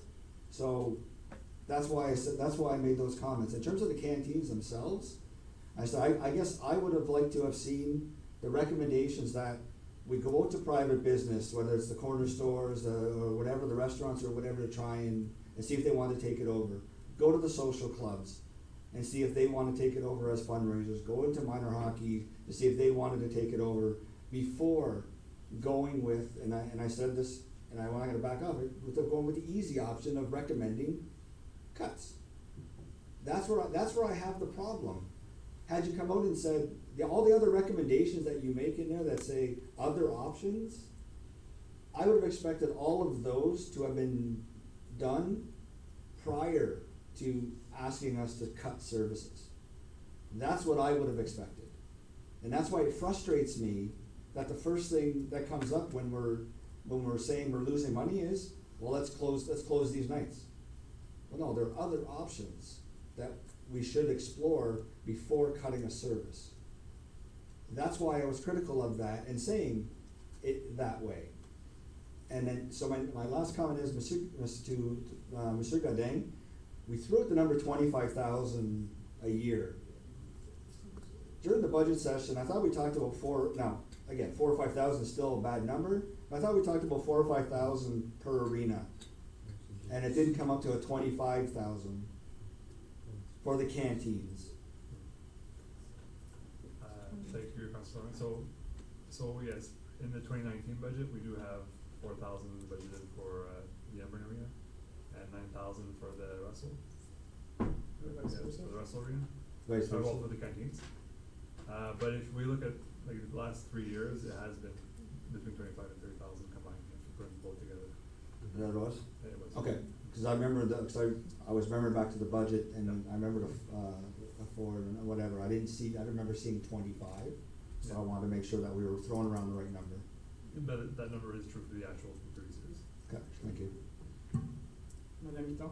So if I could just add, why because we wanted to hold to the canteens instead of passing it on to the private sector, because we know what's gonna happen with the private sector. First of all, our students will lose some work. There won't be any jobs anymore for the students. The prices will go high because these people will be there to make money, not lose money. So the prices will go way higher, and we'll have no control on that. So this is why I was suggesting this, instead of losing our canteen, giving it to private sector and having to encounter this, we wanted to maybe try and keep 4 days open, because I will tell you, the Tuesday night, this is the one that I remember correctly in Embrun, the Tuesday night when we have figure skating until 7 o'clock, there is no one in the arena, no one. So, and then you have your adults that are coming in at 9 o'clock, there might be a game or a practice from 7 to 8:30, minor hockey, no one will be buying. So what is the point of having the canteen open for one or two coffees? This is what we were thinking about. This was our idea behind all this. Merci, Madame Breton. Conseiller Brisson? Just one other thing, whenever we're talking about social club and hockey, minor hockey, we have to remember that the roles in the last few years have changed too. Because now they have to have courses that you have to pay for those courses to make food, things like that. We know because with the Optimist Club, and there's a cost even for an association to make, and you always need at least one person that has their courses then it will be at the canteen at every time. So that's why, in my point of view, there's no way of even, you can ask, but there is nobody that will be ready to take some money to have those courses, to commit, to be there every time, and to almost lose some money, because that's what we're saying. Even if they work even for nothing, it will be almost for nothing. So, and as we have to realize too that we have a lot of fast food in the region now that is bringing coffee, fast food, and everything in. So that's why I wouldn't say it's justified to blame all on the staff. If you have so much good idea to make some money on it that you see, I know you're in a lot of arena, bring it. It's not there necessarily the staff, bring those ideas, but also it will be a good thing to see if those arena are losing some money too, even with those other stuff. And if there's some other way, bring the suggestion that they will try to implement, but don't blame it all on the staff. And saying it's their job. It is, hold on, it is their job. No, it's not their job to bring. No. We pay Madame Guitar and her staff a lot of money to ensure that they are managing their facilities properly. You and I don't get paid the money to sit here and come up with ideas for them to run facilities. Come on. We can share best practices for certain things, but to run a municipal facility, I don't believe that's your job or my job. No, but it is the job of the administration to bring recommendations, but they have to keep in mind of how council will react to those recommendations.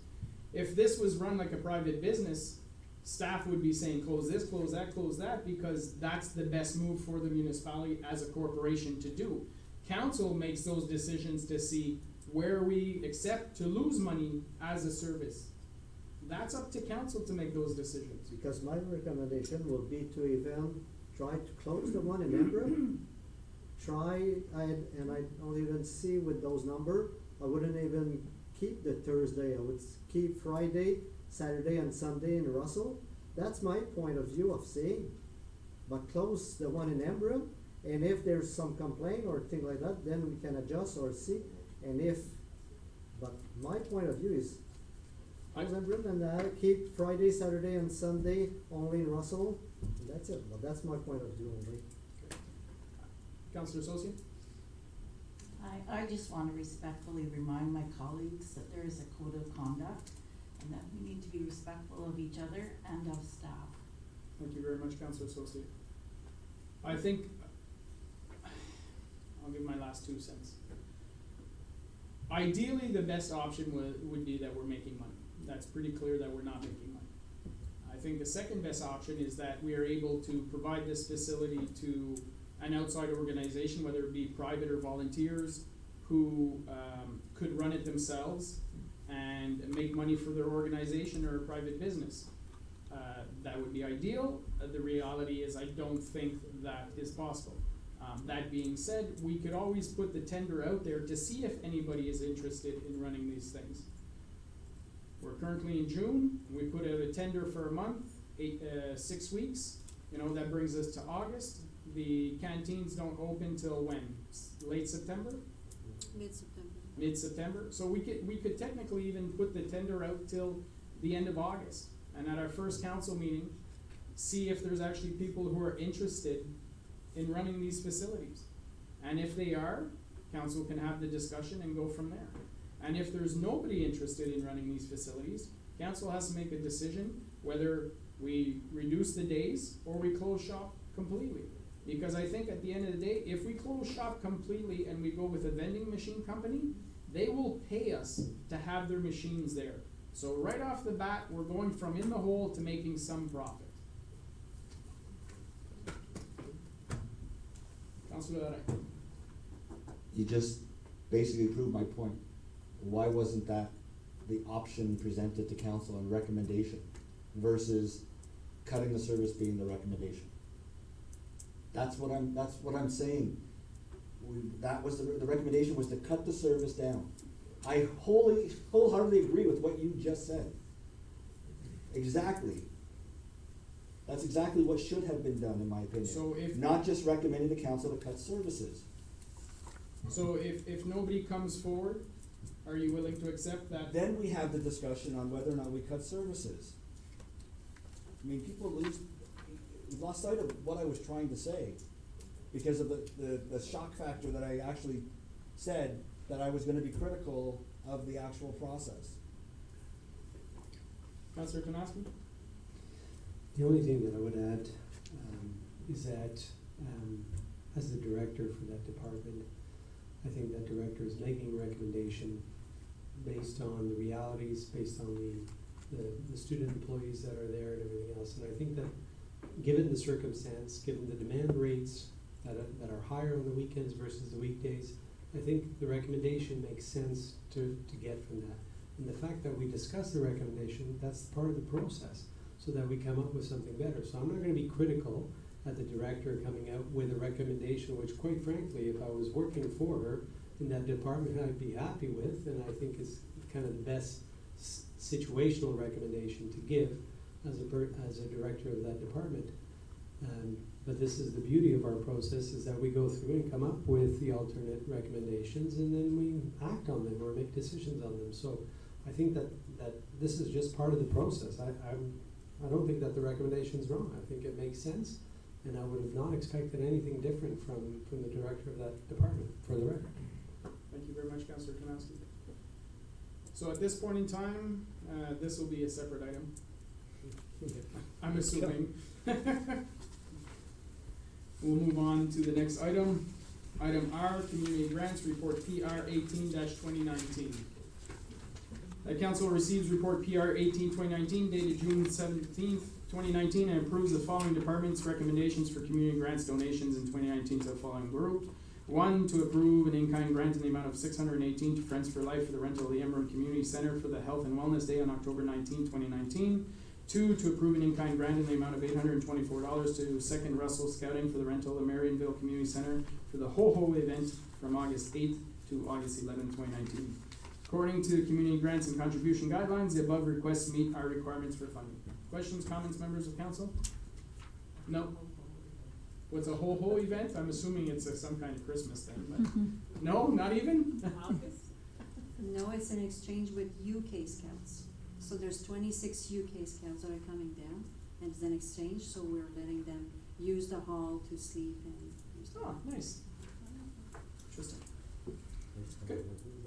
Yeah, there's a meaning to Ho-Ho, but I'm not sure what I have no idea what it is in that case. Any other questions? No, we'll move on to the next item. Item 12, reports from an investigator or the ombudsman, we have none. Item 13, notice motions, we have none. Item 14, question period on meeting of the day. Anyone have questions, come up to the lectern. I see head shaking no, so that's good. We'll move on to the next item. Item 15A has been dealt with. Item B, in reference to item 19, motion that council approve all recommendations listed on the agenda under item number 19, public consultations and hearing. Need a mover and a seconder. Moved by Councilor Larin, seconded by Councilor Brisson. All those in favor? All those opposed? Carried. Item C in reference to item number 11, motion that council approve all recommendations listed on the agenda under item number 11, reports from departments and council committees. I'll put on the table and then we'll remove some items. Put on the table, Conseiller Brisson, Councillor Chinoski, and which ones are we asked to remove, Madame Camille-Laflamme? Mr. Mayor, you had mentioned, item one, item A, 11A. Okay. 11B. Okay. P and Q. P and Q.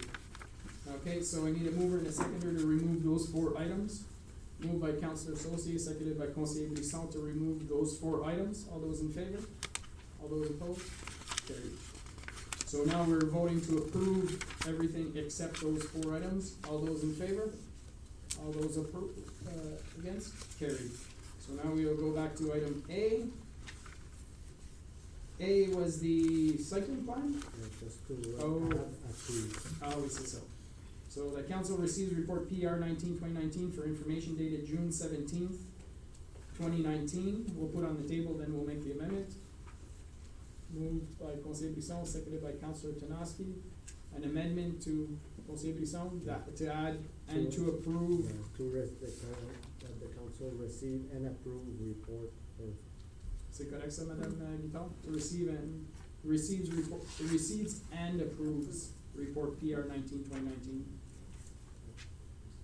Correct, Madame? I have, another version. Okay.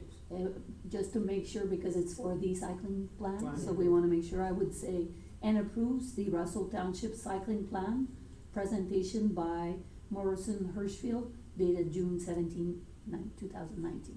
Okay. That sounds great. So that's moved by Conseiller Brisson, seconded by Councillor Chinoski. Any questions, comments on the amendment? All those in favor as amended? Approved. So that was item A. Item B, overview of the library services. Oh, that was just to remove. So I'll need to put on the table, moved by Councillor Saucier, seconded by Conseiller Lorraine. The council receives report BIB 01/2019 dated June 17th and approves, amended to remove and approves. Moved by Conseiller Lorraine, seconded by Councillor Saucier. And so you keep the, survey results? Yes. Why, c'est just approve and approve because there's nothing to approve in the survey result. It's Just remove and approve. yeah, just So- to remove and approves. Just the approves them, because then you need the end survey results. The council receives report BIB 01/2019 dated June 17th. Yeah, And then take out survey all the results. rest. Take a look at it. Yeah, that, Everything from approves down. okay, Right. that's what I thought, Yeah, but I that's thought fine. you were keeping the survey results. so- Okay, no, so put on we have a mover and a seconder, Councillor Saucier, okay to second that? Yep. All those in favor, as amended? All those opposed? So the main was, Councillor Saucier and. Lorraine, the Councillor Saucier. So Oh. then the opposite for the amendment? Yep. Thank you. Next item is item P, the cannabis policy. Need a mover and a seconder to put it on the table. Moved by Councillor Karnowski, seconded by Conseiller Brisson. Amendment to defer. Is that what we were discussing? Moved by Councillor Karnowski to defer to the August meeting. August or September, because we'll already have the August. What's that on? There's no rush, but I didn't also feel there was many changes coming either, so. It should be a pretty quick, Okay. okay. So move to the August meeting, defer to the August meeting, perfect. So moved and seconded, all those in favor of the amendment, all those in favor to defer it, approved. Who was the seconder on the Conseiller amendment? Brisson. Sorry, I'm going 100 miles an hour. So it was for both? the For same both, thing? yes. Next item, item Q, the arena canteens report, need a mover and seconder to put on the table. Moved by Conseiller Brisson, seconded by Councillor Chinoski. Questions, comments, amendments, now's the time. Conseiller Brisson.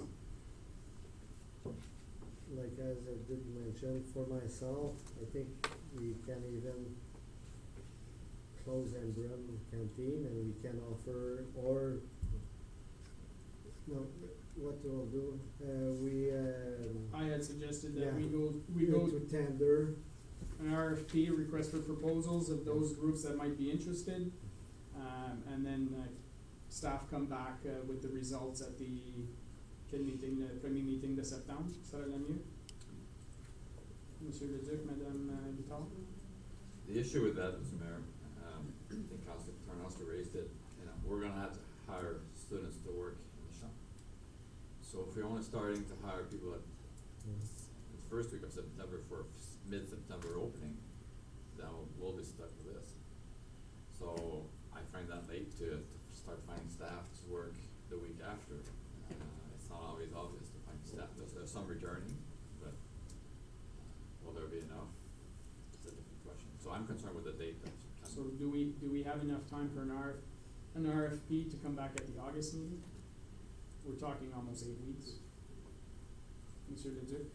Well, myself personally, Mr. Mayor, see, I felt that council would have wanted to have a staffed canteen.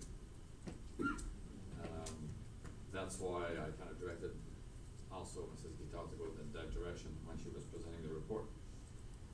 Now I hear there might be options or council opening for a machine canteen instead of having staffed canteen.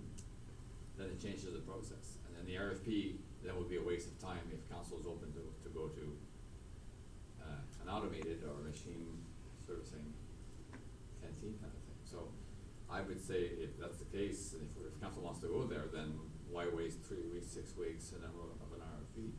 Now, everybody seems to say that maybe nobody comes forward in this business to run it and make money out of it. So are we wasting 6 weeks, 8 weeks? I don't know, so. I think we possibly are, but we're giving the public the opportunity. So if personally, I'm speaking for myself, if we give the opportunity to the public and nobody comes forward with wanting to take over the canteens, then for me, the next step is to go with a vending machine company and eliminate the loss and, have nice signs made, advertising our local businesses. That's my recommendation, but I think at the first step I would like to see is us giving the opportunity to private business and local organizations if they would like to have the opportunity. So, Councilor Tarnowski, Brisson, and Larry. You did? I'm sorry. Conseiller Brisson? Moi, je me demandais, est-ce qu'on peut pas le faire les deux en même temps? De faire une demande, voir s'il y a des compagnies qui veulent mettre les machines là pour commencer. Puis aller en même temps voir s'il y a des compagnies qui veulent le mettre, voir s'il y a des groupes qui veulent les choses, puis il n'y a pas besoin de bien longtemps, mais que ça soit fait tout en même temps. Monsieur le Duc?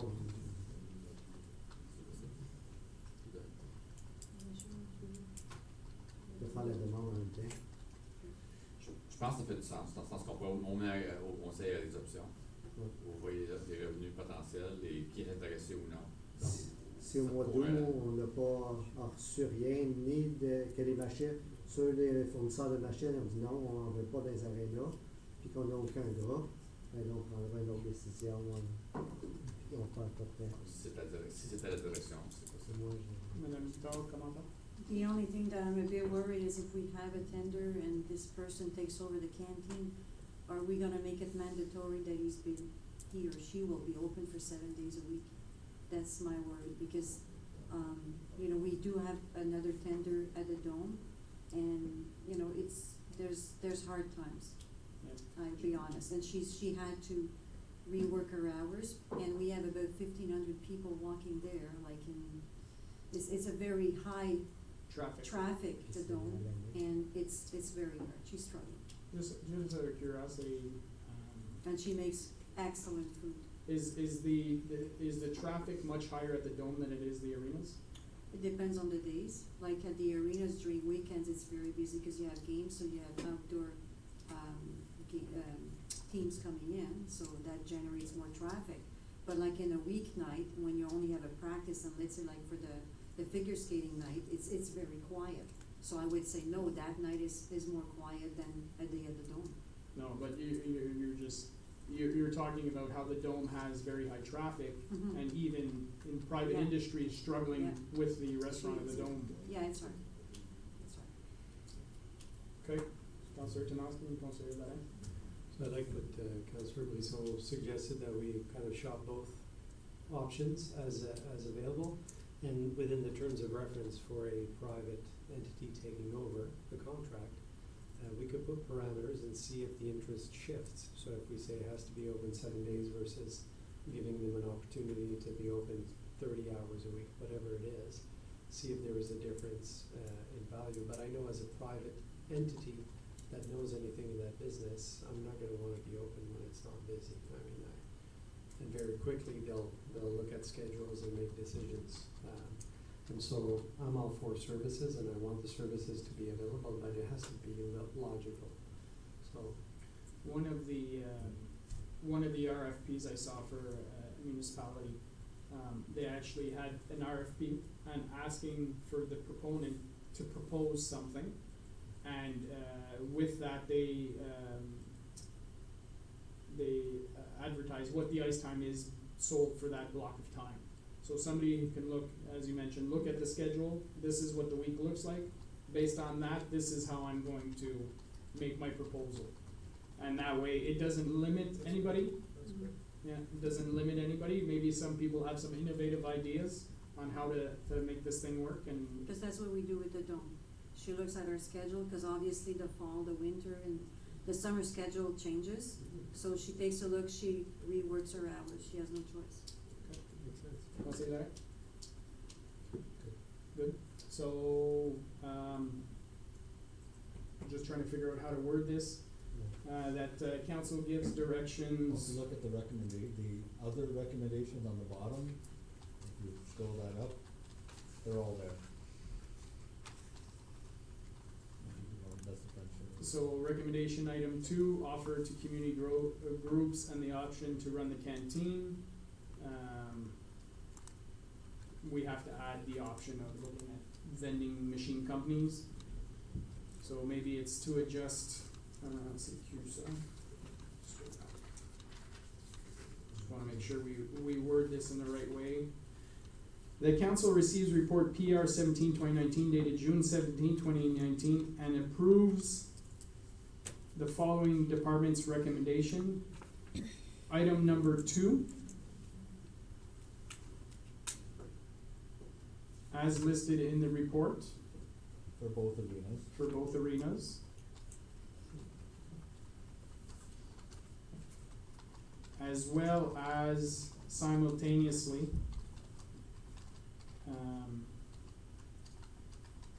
contacting vending machine companies Or seek interest from. or Local businesses and or vending machine companies. Right? Ouais, numéro 2, il faut qu'on ajuste aussi un petit peu, là, parce que it says offer to community groups and private individuals. Je suis pas certain exactement la meilleure façon de le worder. How about that, how about just change it that we go through an RFP process for both private individuals, organizations,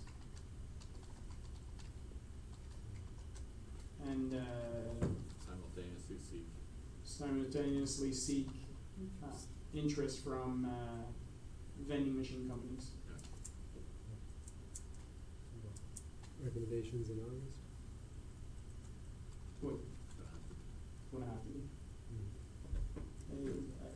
The idea of doing both at the same time is the best scenario, depending how it goes. So, Madame Camille Laflamme, juste relire qu'est-ce que... Okay, I didn't have this in front of me, so I started with what you mentioned. Look at other recommendation at number 2 as listed in the report for Ouais. both arenas. Non, ça, enlève cette partie-là. So that's out. So I had the part about the RFP process for private and local or organizations.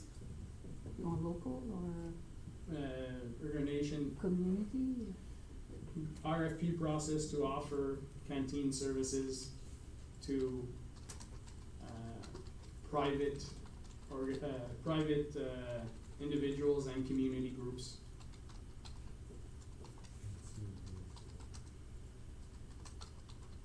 And simultaneously seek interest from vending machine companies.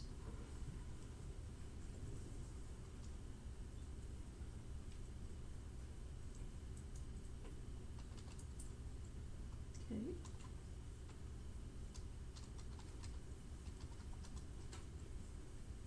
And then to come back in September, you said for a report? August. In August?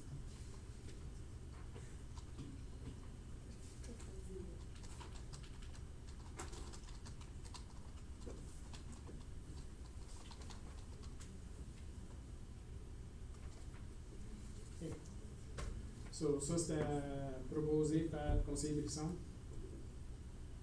secondé par Councillor Tonoski. Ça c'est That was the l'amendement. main, the Ah, same thing for the, oui. okay. So, all those in favor of the amendment? All those opposed? So the amendment is carried. All those in favor as amended? All those opposed? Carried. Move on to 16, bylaws. Bylaw to amend the development and charges bylaw 2016-148. Motion that council approves bylaw 2019-090 for first, second, and third readings as listed on the agenda. 2019-090 being a bylaw to amend development charges bylaw 2016-148 for the public meeting that was held at item number 19. Need a mover and a seconder. Moved by Conseiller Lorrain, seconded by Councillor Saucier. All those in favor? All those opposed? Carried. Item B, il y en a-tu un qu'il faut qu'on sorte? I don't think so. Non, il est sûr qu'on a sorti le first set des recommandations. So bylaw 2019-091 to 2019-099 inclusively for first, second, and third reading as listed on agenda. Need a mover and a seconder. Moved by Councillor Tonoski, seconded by Conseiller Brisson. All those in favor? All those opposed? Carried. Item C, bylaw to amend the Accessibility Advisory Committee appointments. Motion that council approves the proposed bylaw for first, second, and third reading as follows. 2019-100 being a bylaw to amend the committee's appointment bylaw 2019-002 to appoint persons and council representatives on various committees of council, to appoint Matthew Graveline on the Accessibility Advisory Committee, Mayor's section as per 6.4 of the committee's bylaw. Need a mover and a seconder? Just Des questions après. Moved by Conseiller Brisson, seconded by Councillor Tonoski. Questions? Yeah, that person, does he have any, Disability? Yes, he does. what? Cerebral palsy. Oh, okay. Yeah, just to make sure that. Wait, yeah, it meets the requirements of the law, so. All those in favor? All those opposed? Carried. 17, new business reports, we have none. Item 18. Item A, Councillor Lorrain, discuss changes to Council Code of Conduct bylaw 2019-021. Thank you. Unfortunately, my iPad is died, so I don't have the actual council code of conduct in front of me. However, there's two small changes that I would like to, in light of recent events with an integrity commissioner report, I'm recommending to I'm requesting staff to come back with a change, with a couple of recommended changes or whatnot to this council code of conduct. And specifically in the reporting allegations section, there's the word must in that section, where council members must report on any suspicion of a breach of the code of conduct. That should be changed, in my opinion, to should, which allows for, Discretion. I guess that's the word we're looking for. Allows for discretion of the member of council to decide whether or not it's appropriate to submit a complaint, versus today where there is no option. It's black and white. If you have a suspicion, you must submit a complaint, against the other member of council, and, we all know how that worked out, so I think that needs to be corrected and updated. And secondly, just below in the next pair, no, yeah, right there. Every effort will be made to protect the confidentiality of such information. I think something needs to be addressed here or added here that protects the claimant's identities from the actual person who has had the account filed against, or complaint filed against them, whether it's council member or members of the public, just due to the fact that there could be perceived retributions in certain circumstances. You know, it's done right now based on the ombudsman report. Council members can have ombudsman report filed against them, yet we never know who files those reports. We get the report, the investigation gets done, and they get closed off, and no one knows who filed those reports. So I don't see why this should be any different. Causes a lot of problems when names are released, even to the people who are the I guess accused or the subject of the inquiry. So I am proposing that to council and to have staff come back with that. Those are the two items that I would like to see changed in the code of conduct. So Thank you very much. those amongst others, but those are the ones. Councillor Sosi? I'm in favor of the first one, but not the second one, because I think people, deserve to know if there is a complaint against you, what that complaint is, and if everything's ambiguous. I'm not saying the complaint is withheld. The name of the complainant is withheld. I still disagree. Because, you know, you can have a circumstance where somebody wants to put in a complaint, has a very good reason to put one in, and chooses not to because they feel that there's gonna be retribution against them. So, we don't get to see who puts an ombudsman report in, right? We don't get to see that. So why would somebody on an integrity commissioner get to see who put a complaint in? I just think things should be transparent. I don't disagree. If I get to see who files the ombudsman complaint, then absolutely, let's go ahead and put that in. But until the ombudsman can hide the name of the complainant, Yep. then I don't see why we shouldn't. I think, I tend to agree with both points. I believe there's a reason that, government at all levels have, whistleblower legislation to protect the individual who's coming out and saying, you know, who's bringing out a point. I think there's nothing wrong with that. I agree, you know, it's frustrating. We've all been on the end, receiving end of ombudsman complaints. We have probably a good idea who they are, but unfortunately, we're not allowed to know that information. And I think it sets a precedent that if the ombudsman can do it, well, then it should be the same thing at this level as well, so. Other feedback from members of council, are we okay with seeing those changes? You're okay with seeing those changes, Councillor Tarnowski? I'm comfortable with the first change 100%, and the other one I'm not decided on. Okay, so, They're coming back to us for the record. yes, so, Yes, Monsieur, we give you direction, Monsieur Leduc, bring back both points, and then if members of council choose to vote differently, when we look at that change in the report, then we'll have that discussion then. Yes, I think also I'll be seeking legal assistance regarding the confidentiality one, because I think the act might be specific to something there. So if it is, then legal assistance should provide me with proper wording to be put there, if there is clause for protection. Well, the municipal act, there's clauses there that speak directly to confidentiality. So I'll make reference to that and bring it to council's attention, and they'll have the information to make a decision to yes or no. Perfect, thank you very much. Thank you very much, Conseiller Lorrain. Item B, myself, water rate flat fee. I had a resident who's called me, in regards with all the water, meters being changed. She had an issue with the fact she owns an apartment building, 5 apartments. She's upset that she's paying 5 flat fees.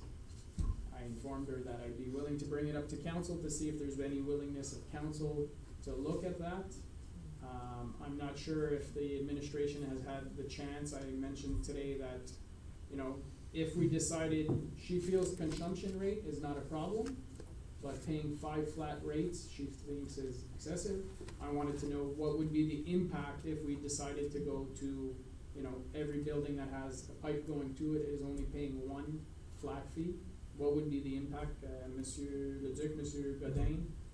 Not sure if you have that information or not. We can listen to mine.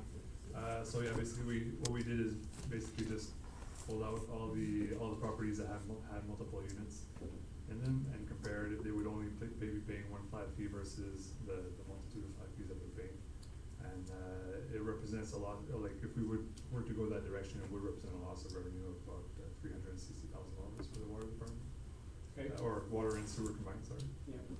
So that gives you ballpark an estimate of that we're representing. So. And if you wanna translate that into the flat fee, with the financial model that we do have, that we developed in 2015 and that we can use to calculate that, it's between $20 and $25 per service, so about $50 per resident per year. Okay, so if we were to change the current practice, we'd have to increase the flat fee on everybody else in the township about $50, roughly.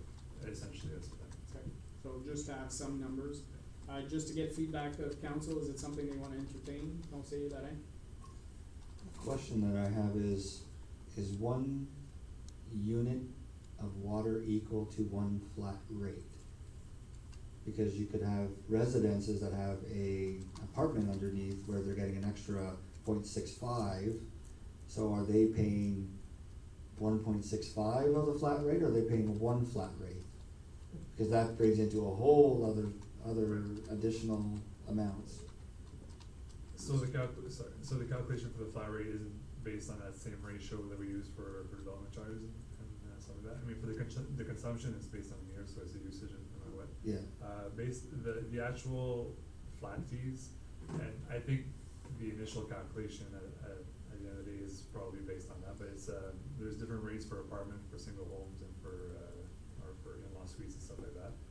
But if you have one, like an apartment building with 5 apartments, you're gonna have 5 times that apartment fee. If you have 8, it's 8 times that apartment fee. It's not necessarily, I don't know if that answers your question. So If I have an in-law suite in my Yeah. basement, and what am I paying?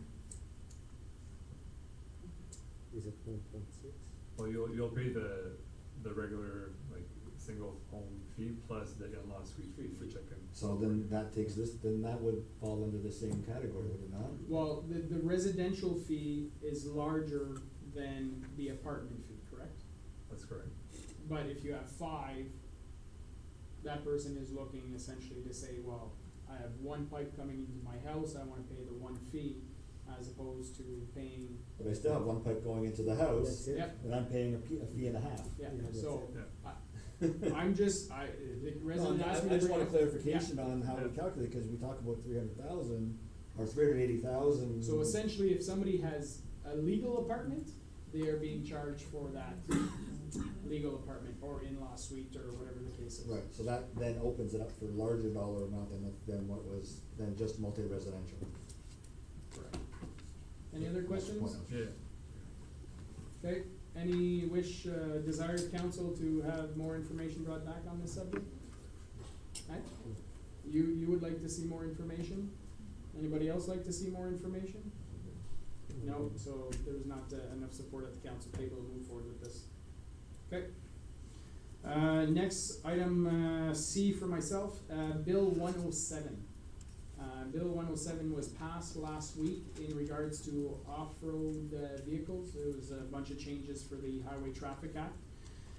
Essentially, Madame Bourdeau can correct me if I'm wrong, currently the municipality has to pass a bylaw stating where we allow ATVs to go.